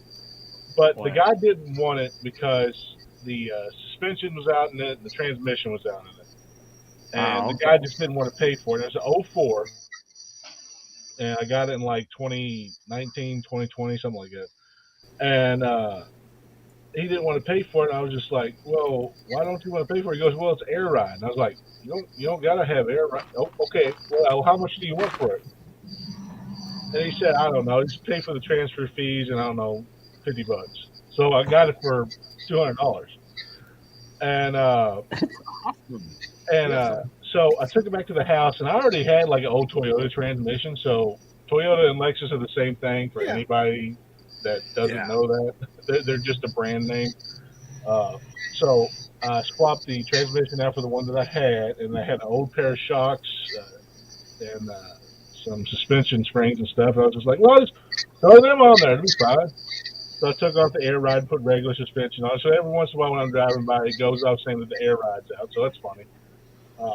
It has no heater. It has no air conditioning. And the right side mirror is gone and the rear view mirror is gone. And so I just got the left side mirror. And I mean, I'm making do with it, all right. I'm making do with it. But, I'm an ex-construction worker and ex-tire recycling guy. So, like, anybody that looks inside my car is just like, what the heck happened in here? And just there's a lot of concrete spots. There's a lot of dirt spots, mud spots, and a lot of holes ripped into the concrete carpet. And it does not look like it's a Lexus on the inside. I'll just say that. But I would love to have my '93 Chevy more. Yeah, I love that truck. Well, I don't blame you, buddy. That sounds like a nice truck. I just it wasn't one. It was just low rider in the back, or all the way around. It wasn't one of those that's jacked up in the front, was it? It was all the way around. Okay, I just want to make sure. And trust me, when I sat in it, it was definitely all the way around. Yeah. Does that make up for the Lexus thing? Does that make up for the Lexus thing? I described it. Yeah, it does, buddy. Thank you. Because everybody's just like, what the heck is somebody with a nickname Bubba? It's a Bubba Lexus. It's a Bubba Lexus, exactly. Yeah. I would like duct tape a right side view mirror here. Yeah, I was gonna say I can't believe you ain't got right side mirror duct tape on that That's thing not yet. a bad mirror. It's like, I'll get to it later. I'm bad at procrastinating. I actually drew a chart of procrastination. I'll get to it later. Yeah, that's what they make metal screws for, so you can just screw that thing on with a screwdriver. Self tappers. So, yeah. The housing for the right side mirror is gone, and I can never find anywhere to just buy just the housing. I'd have to buy the whole freaking side view mirror with the mirror in it. And I'm just like, I'm not doing that. So I'm just like, wait until somebody in the junkyard's got a Toyota or something that matches this thing. You bet. It's gonna be that hard to find a Toyota in the junkyard. Man, the correct model for this is ridiculous. Oh, okay. The GX 470, I think, is what it's called. All right, Bubba. Well, thank you much, buddy. I appreciate that. And you know I love you. I was just messing with you. So, MacMan, what was your first car and would you like to have back? Or would you rather have something different? And what would it be? So my first car was a Vauxhall Viva 2-door. I gotta look that up. And hell no would I want it back. Oh, here. Okay, let me pull you up. Let me pull your picture up here so we all can see this thing. So that was my first car. And did you buy that? Did you buy that off Mr. Bean? Could have been, but it was. I had a grey one of these, a Vauxhall Viva, and I went over a humpback bridge and snapped that car in half. Literally in two pieces. It split behind my seat. And if I had a choice, my first car, if I can, would be that Ford Escort RS 2000. That's I had one later in life, but that was my all-time favorite cars. Nice, buddy. I used to rally one of those. I had the rally car, and I used to do stage events with it. And yeah, that would be my choice. But for the Vauxhall Viva, no, hell no, I would not want another one. Yeah, that kind of sounds like somebody here that may have had a Nash, for their first car. They don't want it back, and that happens. I mean, So, all right. Well, thank you, buddy. So, Elliot, what was your first car, and would you like to have it back, or would you rather choose a different one? I had a Corvair, but officially my first paid car, I actually got that to a trade, was really this here 1960 Chevrolet Impala. This actual same car I'm looking at online, I just looked at, white with red interior. Take a look at it. I don't know if you can see it or not. Here, let me blow you up here. It's a nice looking, got the wings on it. Oh, okay. Let's Oh, see. that's sick. Oh, that's nice. Yeah. Well, it's went out now. But I had What the same year? exact one, hubcaps and all. The red What on the year's that? side. It's 1960 Chevrolet Impala. Yeah. My uncle has one that he bought when he was 16 years old, and he still has it. It's red with a white top. I can't. Good. I mean, it was like mint too when I got it. I mean, it really was. It was like 70. Back then, 70,000 was a lot of miles, but the interior, not a scratch on it. Body perfect. You know what? I bought what it cost used, $275, $375. and it was mint when I got it. Well, my uncle has turned down 40,000 for his. If that tells Wow. you anything. If I had to do over, probably a Corvette though. Looking back the way I was back then and even now, but I had fun in that Chevrolet. I'll bet. I definitely pick an early vet, especially a Stingray. All right, so Walter, what was your first car, and would you like to have it back, or would you like to choose another one, buddy? There's a couple that I'd like to have back, for no very important reason. But my first car was a 1962 Ford Galaxy 500 XL with a nice big 390 in it, and that was a rolling machine back in those days. That was in when did I buy that? It was 1969 or so when I bought it. Bought it used. Didn't have too many miles on it. I rode the paint right off of that sucker. That thing would run. That was a good car. And I had a bunch of cars. I had a little Corvair Monza. That was something else. I had a Corvair too. I had two. Oh, good. I used to have to carry about 200 pounds of horse feed in the front end of that thing to keep it going straight because of that engine in the back. But the first pickup I had that I'd like to have back, I bought new 1978 Chevy Silverado with a big 454 in it, a short bed, and nice. it was 2x. It was a pretty light truck for that big of a motor, but and it got 8 miles to the gallon no matter what it was doing, what it was pulling. We had big horse trailers back in those days. It didn't care what it was doing; it still got 8 miles to the gallon. But you put your foot in that thing, you'd better hang on because something was going to happen.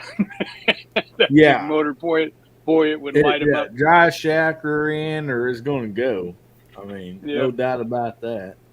Yeah. So those two, they'd be kind of nice to get in and drive again. Everything else was just transportation since then. I did have a couple Camaros, but they're just Camaros. 1969, Dale Pogue says he has 69 Corvette. Cool. Oh, nice vet, yeah. All right, Gary. So what one did you have? Would you like to have back, or would you choose another one for that time? Well, my first vehicle was a 64 Chevelle station wagon. And it wasn't the nicest car in the world, but I only paid $105 for it. So, it's all right. But a few years later, I sold it to some guy, and I saw him destroy it in a demolition derby. So that car wouldn't be too good anymore. But what I would like to have back is when I got my second car, my dad wanted to trade vehicles with me so he could have my old car for a work vehicle. And he traded me his 50 Chevrolet pickup. Then I promptly sold it a month later. I wished I had that old Chevy pickup. That was a fun thing to drive around. Oh yeah. Yep. Yeah. You just think back then, if you just had another $95 more, you could have got a Lexus like Bubba. Yeah, I know. They didn't make them, but they didn't make them back then. Well, all right. Well, thank you, Gary. So, Moondog, Tom, Sure. what did you have a first car? And my first car was a hand-me-down 1976 Mustang Mach 2. And it sounds much more exciting than it was. It was a hand-me-down from my mom, actually. So for those of you who don't know, the Mach 2 was not a great Mustang, and this was made worse because my mom bought it new, but she didn't know how to drive stick, so she got the automatic version. So he had a mediocre engine, just made that much slower. So yeah, I would not want to have that back. No. Well, what would you like to have instead back then? Well, you know what? My first real car that I got was an Acura Integra, and I think I would have preferred the Honda Civic. But what I liked about it is that that thing just ran. I think I put 188,000 miles on it, and it just kept on running. So I would just love and I could get parts real cheap. So it was like it's a great car. It was cheap to run, got great gas mileage. I couldn't complain about it. Yeah. All right, babe. Well, how about you, Mark? Thanks for sharing there, Moondog.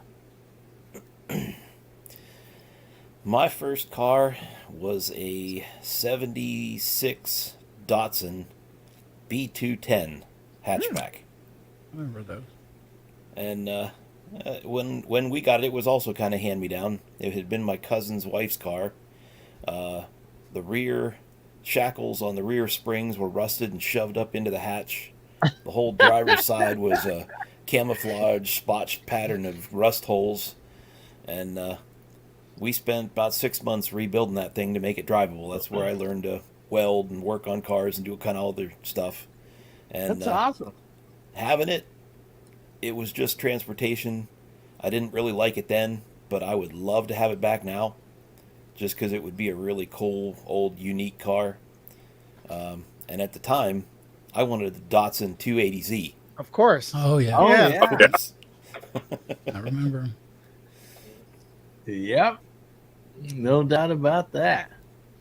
Well, thanks, Mark. So, Joe, what was your first car, and would you like to have it back, or would you choose another one, buddy? Oh, God, yeah. I just sent pictures of them to Moondog. I don't know how to send them to you, but it was a 72 Triumph TR6, British racing green, tan leather interior. It had all of about 35 horsepower.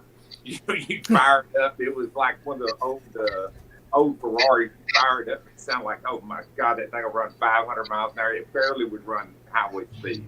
It was, I mean, chicks love it, especially the trailer park girls. They were all. I remember those cars. Absolutely.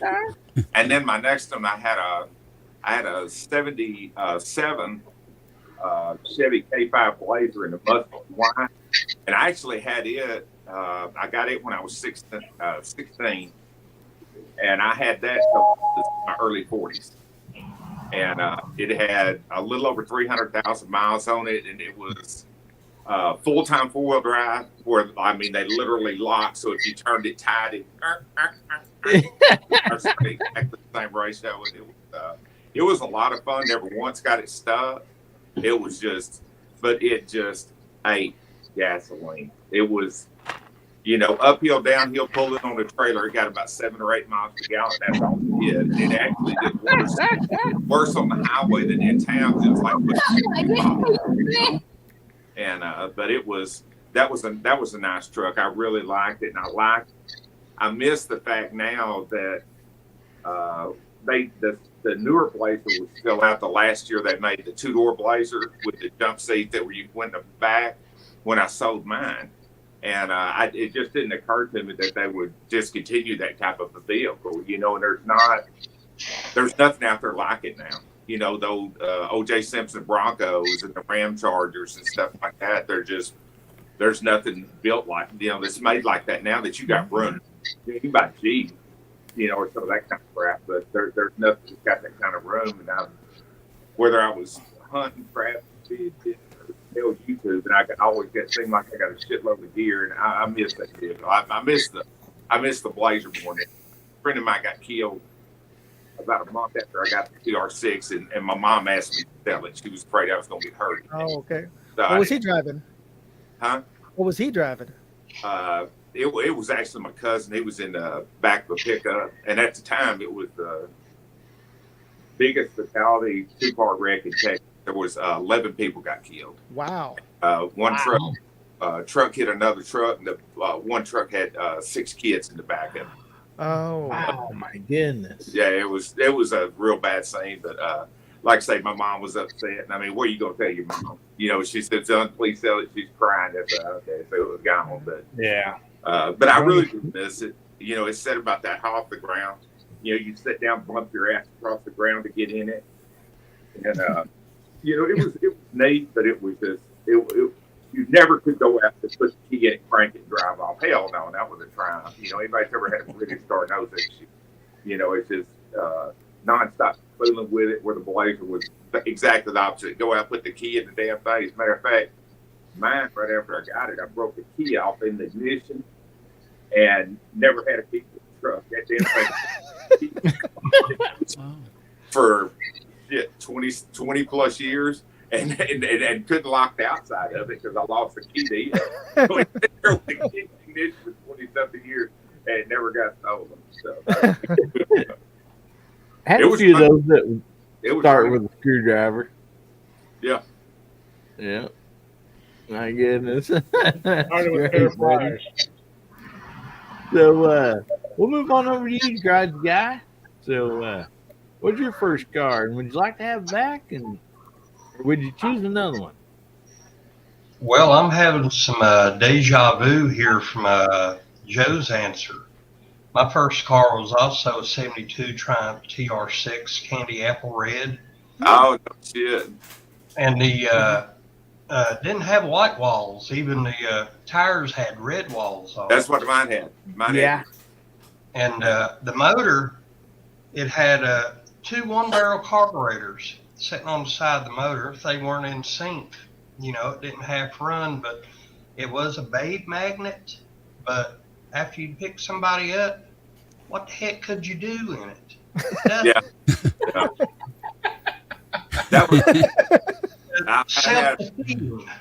I've had a couple other convertibles, but they've been hard top convertibles. I'll never own another soft top convertible because some people broke into it, went out there and just cut the top to steal the stereo out of it. And it's like, you know, after that, it was just, like I said, I never wanted another soft top after that. I didn't have it no time and ended up doing nothing but sinking a fortune into it. By the time I sold it, it was just starting to get right. But those Triumphs are neat. And I'll see them every once in a while now, just like, damn, I wish I still had that car.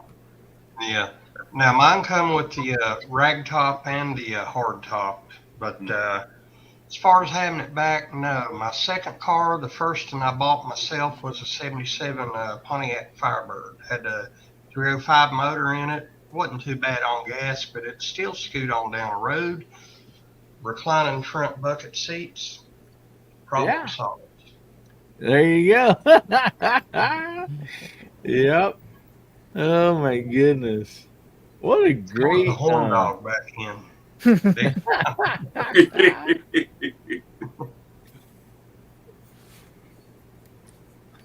Yeah, man, there's been a lot. Let's see.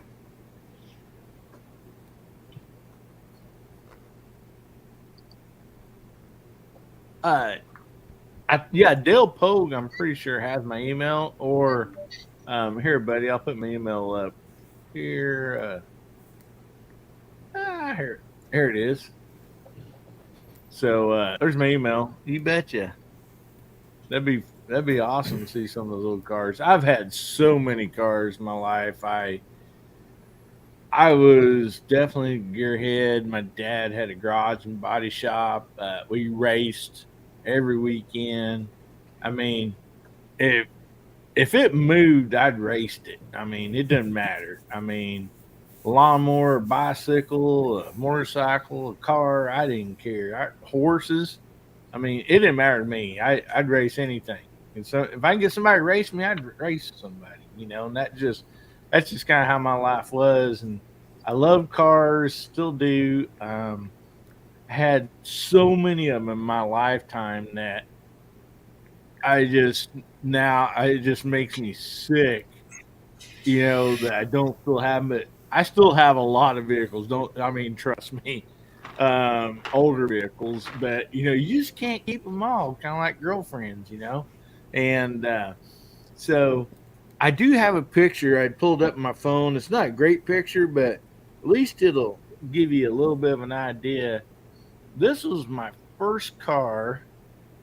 I mowed yards and picked up pop bottles beside the yard, down the dish lines and everywhere I could find pop bottles and worked my butt off. And now this car pictured in here did not look as it was when I bought it. We painted it. It was black and silver anniversary model, but it's a 1977. Come on, focus. Camaro. Oh. I still own it. Okay. I'm the second owner on it. That right there is in Memphis at the Super Chevy Show. I took first place in People's Choice that year. Nice. And nice. Yeah, that looks like something I'd get in trouble with. Huh? I said that looks like something I'd get in trouble with.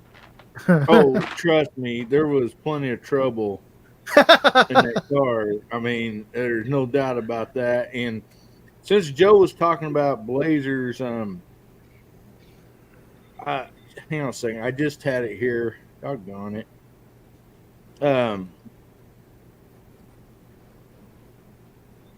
This is my Blazer. Actually, I had just sold this not very long ago. I did a video about it and everything. Come on, focus. You can do it. There we go. There we go. Yeah. Yeah. See, I like that color orange.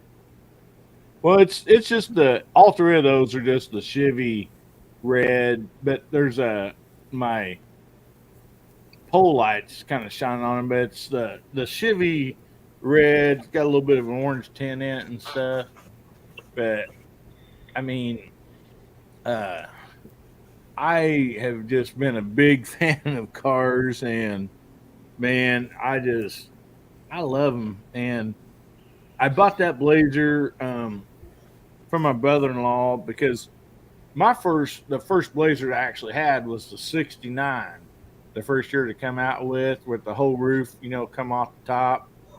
And actually, somebody had custom ordered that, and it had 454 in it with factory power steering, power brakes, and air conditioner. And that was really rare, for '69. Yeah. And doggone it, I ended up trading that thing off, for something I don't know. I mean, I had it for quite a few years, but man,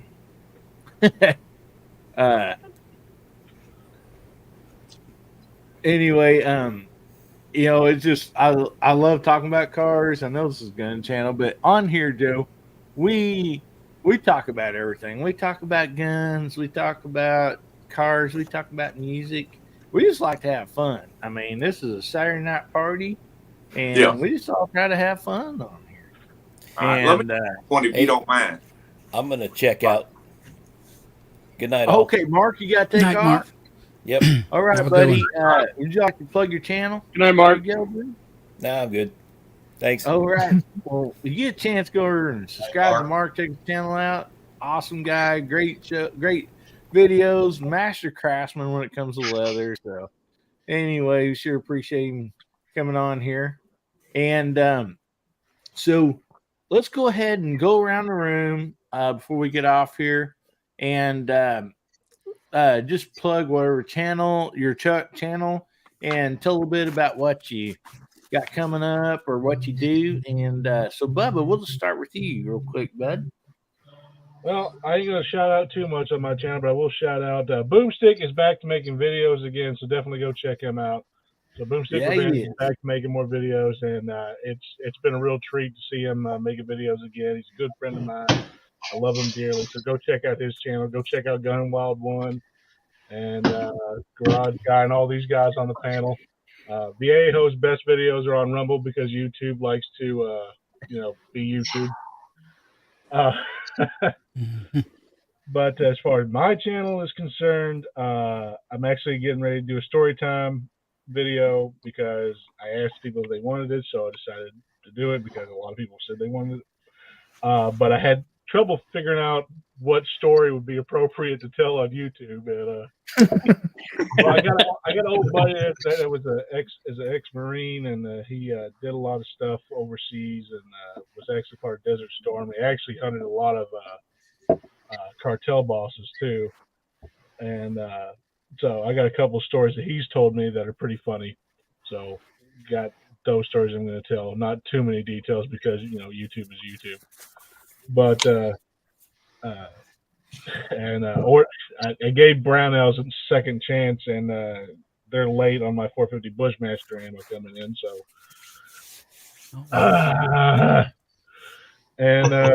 yeah. So, and I haven't put the muzzle brake on the 450 Bushmaster yet because I wanted to see how bad the recoil would be without it. So, yeah, it's just a whole thing. But that's all I got for my channel for right now. All right, buddy. And guys, if you ain't been over to Bubba's channel, go check it out. It is Bubba Triclops Ballistic, and yeah, it's a great channel. Don't let him fool you. It's a lot of fun. He does a little bit of news. I was hoping you get back to that news again too, buddy. That was a lot of fun. So, and I with the surgery, the wedding, and all kinds of other stuff, I haven't had time to do anything other than just work. I understand, buddy. I understand, but you betcha. Anyway, go check out Bubba's channel. Subscribe and do yourself a favor. So appreciate you being on that, Bubba. And so, Mac Man, what you got coming up? And well, thanks for having me tonight. It was great. Great meeting Cyclops Joe. Seems a hell of a guy. I'm going to go back. I subbed his channel, so I'm going to go and watch some of his videos. Great side chat. Thanks, guys. Great questions, great comments. Really enjoy it. I haven't put a lot of videos out lately. It's been so hot here in Arizona. We're at 115 to 119 degrees, so we can't do nothing outside at the moment. But I got a few things planned. I still do my live streams, 9 o'clock Eastern at the moment, 6 o'clock Arizona time on a Monday night. So that's coming up next Monday. We'll do another little reloading session there. And since we were talking earlier about the cars, I actually found an old video that my wife took back in 1999 of me doing an actual rally in one of those Ford Escorts. And awesome. it was filmed on one of the old little video cameras that had like an old cassette in it. And we've recently transferred them over, like 50 cassettes all over onto the cloud. We found a company that can put them on the cloud. So I got this old video of 1999 of me racing. I was actually with Snap-on tools in those days. Wow. Where I went with Mac tools. So it's got Snap-on logos all over the car. It's a black rally car with green writing on it. So I'm going to try and get that edited and posted up this week. It's about a 5-minute video of me racing around the showground, and brings back some great memories. So that'd be cool. I'd love to see that. Yeah. Here. So other than that, guys, just thanks. Great meeting you all, and it was a great show. And thanks, Hillbilly, for the invite. Thank you, buddy, so much for coming on. You guys go over and check out MacMan's channel. It's awesome. Subscribe, do yourself a favor. Not only is that great content, his live shows a blast. A lot of fun there. So go over and check it out if you have not already. And thank you, Mac Man. I appreciate you being on tonight. So AR, Elliot, what you got coming up, buddy? Besides grilling on my pellet grill, I'm going to do some live unboxings of some AR-15 tools, gunsmith tools coming soon. So I'll be doing that probably Thursday night at 8:30 p.m. Eastern Standard Time. You have to excuse my voice is going. Mac will be there sometimes on my show, co-hosting. Outside of that, trying to stay cool. And great being on here, man. I appreciate the invite. Great being with you all. Nice to meet you, Joe. Yeah, nice to meet you too, man. I'm subbed to you, but I hadn't watched your videos, but I'll get over there and do it. It's a waste of time. Don't Oh, no. The more you watch, the dumber you'll get. Great seeing you all on the side chat too tonight. Good side chat. Well, thank you so much, Elliot, for being here, guys. Go over and check out Elliot's channel. Great channel. Go over there and subscribe. Do yourself a favor. And, thank you so much, Elliot, for being here tonight, buddy. And so, Walter. Great to be here, man. Thank you. What do you got coming up, buddy? What would you like to share? I've got, of course, over on my channel, we got the Moldy Monday series still going. We're going to do episode number 22 already come Monday. And I've got a couple more in the can already to go, which is good because my local range is shut down for repairs for a couple of weeks. So I won't be able to get out and do any more shooting videos. But I got a couple more all ready to go anyhow. And I got another Henry's and Handguns episode waiting to get uploaded. And what else we got going? A couple other little picky uni things here. I got a couple little shop projects that I want to share, just some shorts, a couple of shorts, mold repair stuff that will probably have to go to Rumble. But other than that, SOS here at Casa de Viejo, nice cool weather, get some casting done, etc. Yeah. Well, I'm glad you're enjoying that cool weather there, Walter. It is good, and I want to also say, hey, thanks so much, Hillbilly, for inviting me to take part in this episode of Hillbilly Nation here. We got Cyclops Joe right down there below me, and it was great having you here, Joe. It was a real good experience to listen to. So that was fun. Yeah, it really was. And I'm subbed to your channel now too. So appreciate that. Appreciate seeing all our friends over there in the side chat over there. You guys are rocking and rolling as always, and that's always fun to see the responses over there to the questions. Everybody just there's no hesitation, man. They're on that like stink on poop, on those questions. It was really fun to see everybody's answers out there. So thanks again, everybody. Good seeing you, Walter. Yeah, and thank you so much, Walter. You guys go over and check out Walter's channel.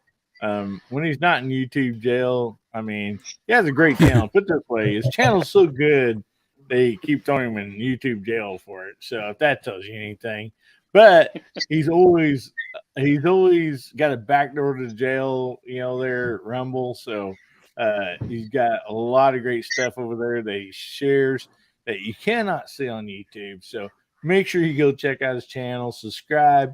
You're not going to be disappointed.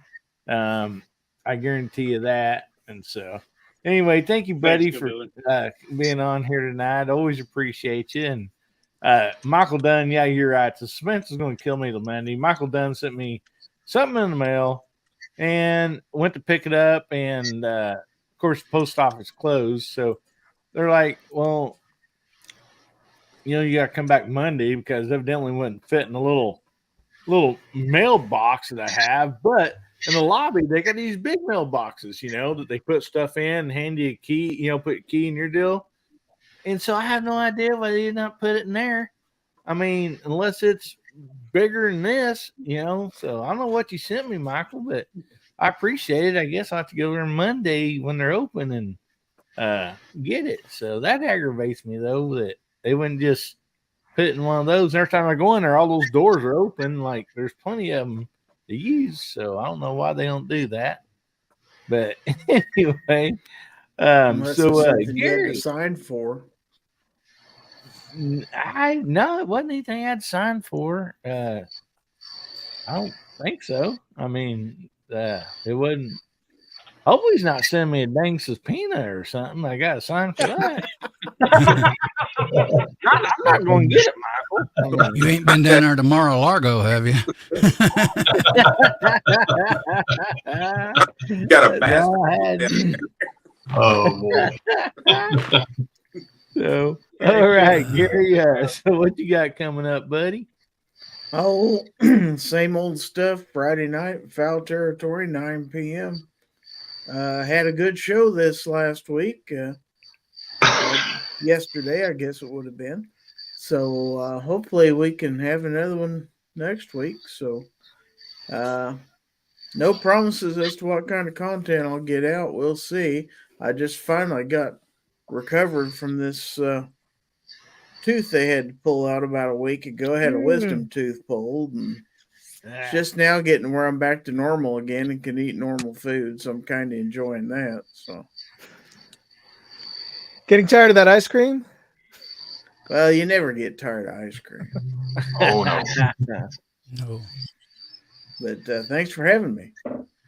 Well, thank you very much, Gary, for being here. I really appreciate it. And guys, if you ain't been to Gary's channel, go over and check it out. Great content, great live show. You're not going to be disappointed. I guarantee you that. So get over there and get subbed to him if you're not already. And thank you so very much, Gary, for being here tonight. Thank you. And so, Moondog, what you got coming up, buddy? Oh, hey. So I'm actually redoing a little contest, online contest that I did last year. I did a virtual shootout with Old Fat Dad out in I forget if he's in South Carolina or North Carolina. I know he's gonna hate me for messing that up, but we did a shootout. I designed some targets, and the contest was to see who shoot the tightest group at 100 yards with 22s. And it was a tie, except that I technically won because I got one more X than he did. But anyway, I put it out there that any of the viewers could download my targets from my website, and if you did your own shot and filmed it or sent photos of your target at the end, you could send it in and you'd be entered into a contest to win a scope. Oddly enough, I got a lot of emails back from folks, or at least posts saying, "Hey, I did mine, but I didn't." The folks didn't want to post up their videos, so I never got an actual entry till now. So since I still have the scope that I wanted to give away, and so I'm redoing the contest this year. So I've gotten 2 entries. So good, you got a 50-50 chance of the 2 guys who've turned in their videos so far. So for everybody else out there, go to my website, moondogindustries.com /goober, and you can get in on the contest and get a chance to win the scope. And it'll be going on till oh gosh, I forget. I think I'm putting the deadline in September, so you got some time. Nice. Just when the weather gets a little less insanely hot out there, go download my targets, shoot 22 and put them up at 100 yards, and it doesn't matter. You don't have to shoot better than me or Old Fat Dad. You just do your best, send in a video or photo of your target, and you'll be entered into the contest. Awesome, buddy. That sounds like a lot of fun. Yeah, it is. I may have to drive about a couple hours so I can find 100 yards that I can actually see to shoot. I could shoot from one hillside to another. There you go. I could probably do that. Yeah, so you put guys a target on a drone and shoot straight up. There we go. Yeah, on the drone. Yeah. Put it on a balloon and send it off to China too afterwards. So. There you go. We owe them one. Tough pass, China. Your turn. You betcha. Well, thank you very much, Tom, for being on here tonight. And as always, I always enjoy you being on here every time you come. Guys, go check out Moondog Industries. He has like a couple different channels. Moondog Travels, right? Moondog Go and Moondog Reviews. Go check them out. They're great. Every channel is a great channel. Go over there, check him out. He's all the time having wonderful contests. He's giving away good stuff. He ain't giving away no. That knife is good. I see a lot of your giveaways, and I try to enter in them. You get some good stuff.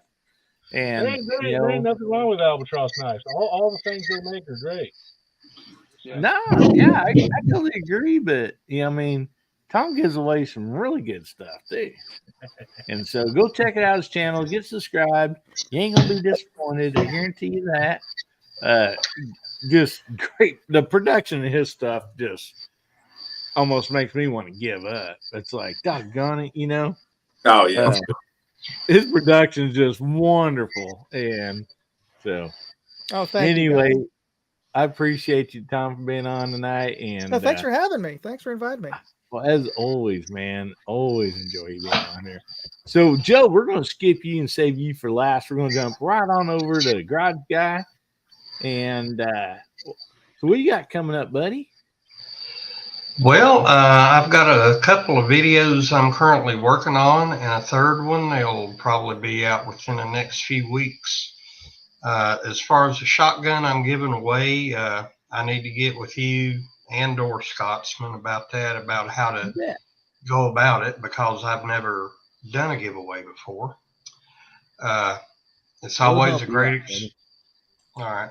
It's always a wonderful experience sharing a panel with you gentlemen. And Moondog and Joe, it was nice meeting you tonight. Same. Yeah, you too, man. And Mac Man, I've been watching your videos, your interview videos with Walter and Hillbilly, and got to say, excellent job, my friend. Thank you. All right. Yeah, And a lot of fun. Yeah. But yeah, things are going pretty well par for the course here. And I have to tell Bubba, one of these upcoming videos are about something that starts with the letter G. How dare you, sir? how dare you? I think somebody needs to do a clock giveaway and rig it so Bubba wins it. I'll put that thing on a barbecue steak. And melt it. I'll put it over the fire. Everybody Glock on the Bobby. Don't shoot me, Mac Man. Don't shoot me. Like every time I try to do like an Australian accent, it comes out British and like a horrible British accent. That is like, I'm gonna shoot this guy right now. Well, thanks a lot, Grudge Guy, for being on. Always appreciate you being on, guys. If you're not went over and checked out Grudge Guy's channel, get over there and check it out. Great content all the time. I mean, just do yourself a favor, subscribe. You ain't gonna be disappointed. Just great content. And thank you very much, Mark, for being on here tonight. Well, thank you for having me. You bet. So, Bubba, you got any quarters for a square jar? Well, I told you to go pick some up. Joe's gonna be on tonight. Hold on. I think you already owe like $12.50. Like, oh shit, I don't have enough. It's at $12.75. Hold on a second, I got you. I was gonna say, you may need an ounce of gold. Well, there's 3. Just kidding. There's 3 right here, all right? Okay, show Joe you got your swear jar close by. Yeah. Your swear jar. It's a little bit of swear bucket, yeah. I even got a knife in there just in case somebody tries to shortchange me. I actually got both. I forgot I had both of these on the desk, but yeah, I won one from you. I like it. Oh yeah, this is nice. Mm-hmm. Nice. So anyway, Joe, what do you got coming up? And since this is your first time on the channel, go ahead again and kind of tell a little bit about the content you do. And would one of the moderators please go ahead and put Joe's channel out there again so they can get over and check him out? And once they check him out, they ain't gonna leave. I guarantee you that. Mm-hmm. Yeah, it's just Cyclops videos, Joe W. Ray. It's mainly rifle scopes, rimfire, and dumb shit. And I don't. Oh, come on, man. It's just I don't know. With a lot of guys, and I see you guys are genuine, but some of the YouTubers out there, it's like they're playing a character or something. The best way to put it. And for me, this is just me 24/7. It's just I don't have kids, grandkids, and never had kids in the house since I've been grown. So, work with factory. Was there some law passed for that? It's just well, I'm just joking with you, buddy. I was encouraged to stop the line there. We're only 3 generations from slinging our own shit at each other. We're not doing that great. But no, I just feel scope reviews and like say silly shit like that. And then I got 3 giveaways coming up. I got a GoPro Hero 11, Zeiss Conquest. I think it's 3 to 12, and then I have a Steiner Predator 4, and I've got I think it's 3 or 4. It's either 2 or 3 scopes. I know I got the Zeiss and the Steiner, and I think one more that I'm gonna give away, but I'd have to go in there and look in the closet. And that's one thing when you do is I do at least 1 scope video a week, and I'm lucky that my channel has grown, so I don't have to pay for them more. But now, I mean, I've got scopes like strippers got dollar bills with glitter on them. All my buddies, all my family, and it's like no more scopes. I can't because it's weird, but it keeps them broke buying guns. I can't know you get divorced, but no, that's about it. But I did want to say, man, it was really nice to meet everybody. Tom already knew. We talk on the phone a lot, and he's really helped me a lot with the technical stuff. And but I do want to say, the guys that haven't seen his channel, Moondog Reviews, it's a badass channel. There's just a lot of cool little tech stuff in there, man. It's really worth looking at. Well, I learned how to do all the scope videos from watching your stuff, because you're really the some of the top scope videos on YouTube. Well, I don't take myself serious, but like the actual footage through the scope, I take that really serious. I've got expensive stuff to do it with, and the reason, I think the reason anybody ever watches my dumbass videos is when I was a kid, I'm 61. When I was a kid, you could go to the store and see all the different scopes. Well, you can't do that anymore. And the closest thing you can do is go on YouTube and look. So I use the same camera, same settings. I've only filmed on 2 ranges over the last 5 years. I use the same target. I only film when it's straight sunlight, unless it's just I have to get one out. And I tried, like I say, I don't correct anything in post. It's exactly how it came out of the camera, because it's the best I can do to help guys see apples to apples. And I still have guys bitching, well, how do I know they didn't cherry pick you one? It's like, hell, I don't know. It's like, go on there and fuss at Jack Aldean. Leave me the hell alone. I ain't got time for that bullshit. But I'm doing the best I can. But it's Amen. But right now, my iPad just said 1%, so I'm gonna get off before it, says, where it looks like, that egotistical son of a bitch just said, fuck it, left, So I'm gonna go ahead and close it.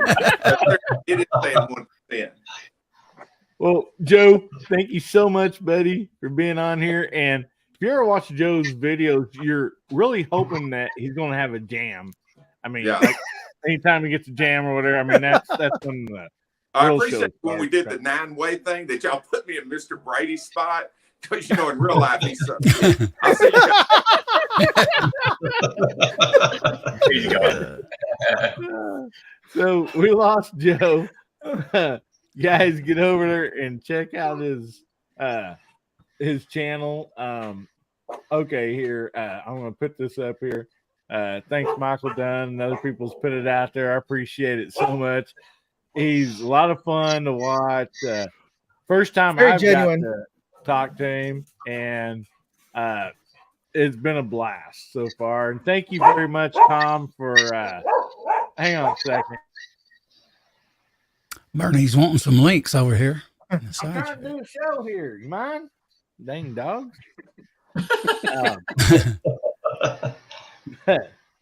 I actually had a sack of Joey $1 coin waiting for that for Cussword Spiel. I got a handful of those things. You missed the first part of the show, Bubba. You'd be broke right now. I am broke. I'm out of quarters already. Are you kidding? I'm out of quarters. I'm gonna have to start nickel and diming this. Now you got to put one for yourself. There's 2 dimes. Here's a nickel. Jeez. I'm guys, change. I'm surprised I actually have all this change on my desk. Now So, hold on. I do have one for a gigantic liner. If you guys can see this one, that's 1 troy ounce. Oh, 1 okay. troy ounce, huh? Yeah. I'll be darned. Who's Troy? This is for the big one. Hillbilly boys, I gotta run. I gotta go pick up my boy from hanging out with his friend, but I didn't realize. Oh my gosh, it's already past 9:30 over here. So yeah, I was supposed to pick him up at 9. Okay, so Have a good one. All right, Take care, man. okay. And so Bernie Sanchez asked for somebody to put the links out for the panel. So if somebody could do that, I'd appreciate it. And I'll put everybody down here so you can see everybody's names. I think most people's roughly the names that's on here is the channel names, but I know how it is. Like you type in somebody's name that they're showing of their channel, and sometimes it's hard to find it. It honestly is. So, I mean, it's no doubt about that. Every time I went to post up and brought up your name, I was just like, wait a minute, why am I writing in Hillbilly's name? What's going on here? Well, after last week, Hillbillies or something. Well, after last week when you couldn't start the show, I made you a admin. Oh, okay. So, okay. Yeah, no. I think can you see up top right now where it says end broadcast and stuff? Yeah, I see it. Okay. Yeah, I thought as a co-host you could do that, but evidently not. And so we ran late last week because of storm and internet problems. So anyway, but I thought like some of your stuff I seen where you posted some and it showed up that I posted it, but some of it's coming up under you, so I don't know. I was trying to answer what Magman had in the background. I was just like, I think it's 2 650s and 1 750, but I wasn't sure. 1050 further over there. 1050 off to the side. I forgot. But I knew 2 of them were 650s, but I wasn't sure what the other one was. Oh, that is the 1050. Okay, I'm looking at it. Yeah, the 1050 Yeah, I seen the auto drive. Yeah. Is that one there. Yeah. It's nice. So anyway, guys, I appreciate y'all being on here. I want to thank you so much. I've had a great time. I hope everybody else has too. So anyway, I guess we're going to go ahead and close this show out tonight. And I want to thank you all so much.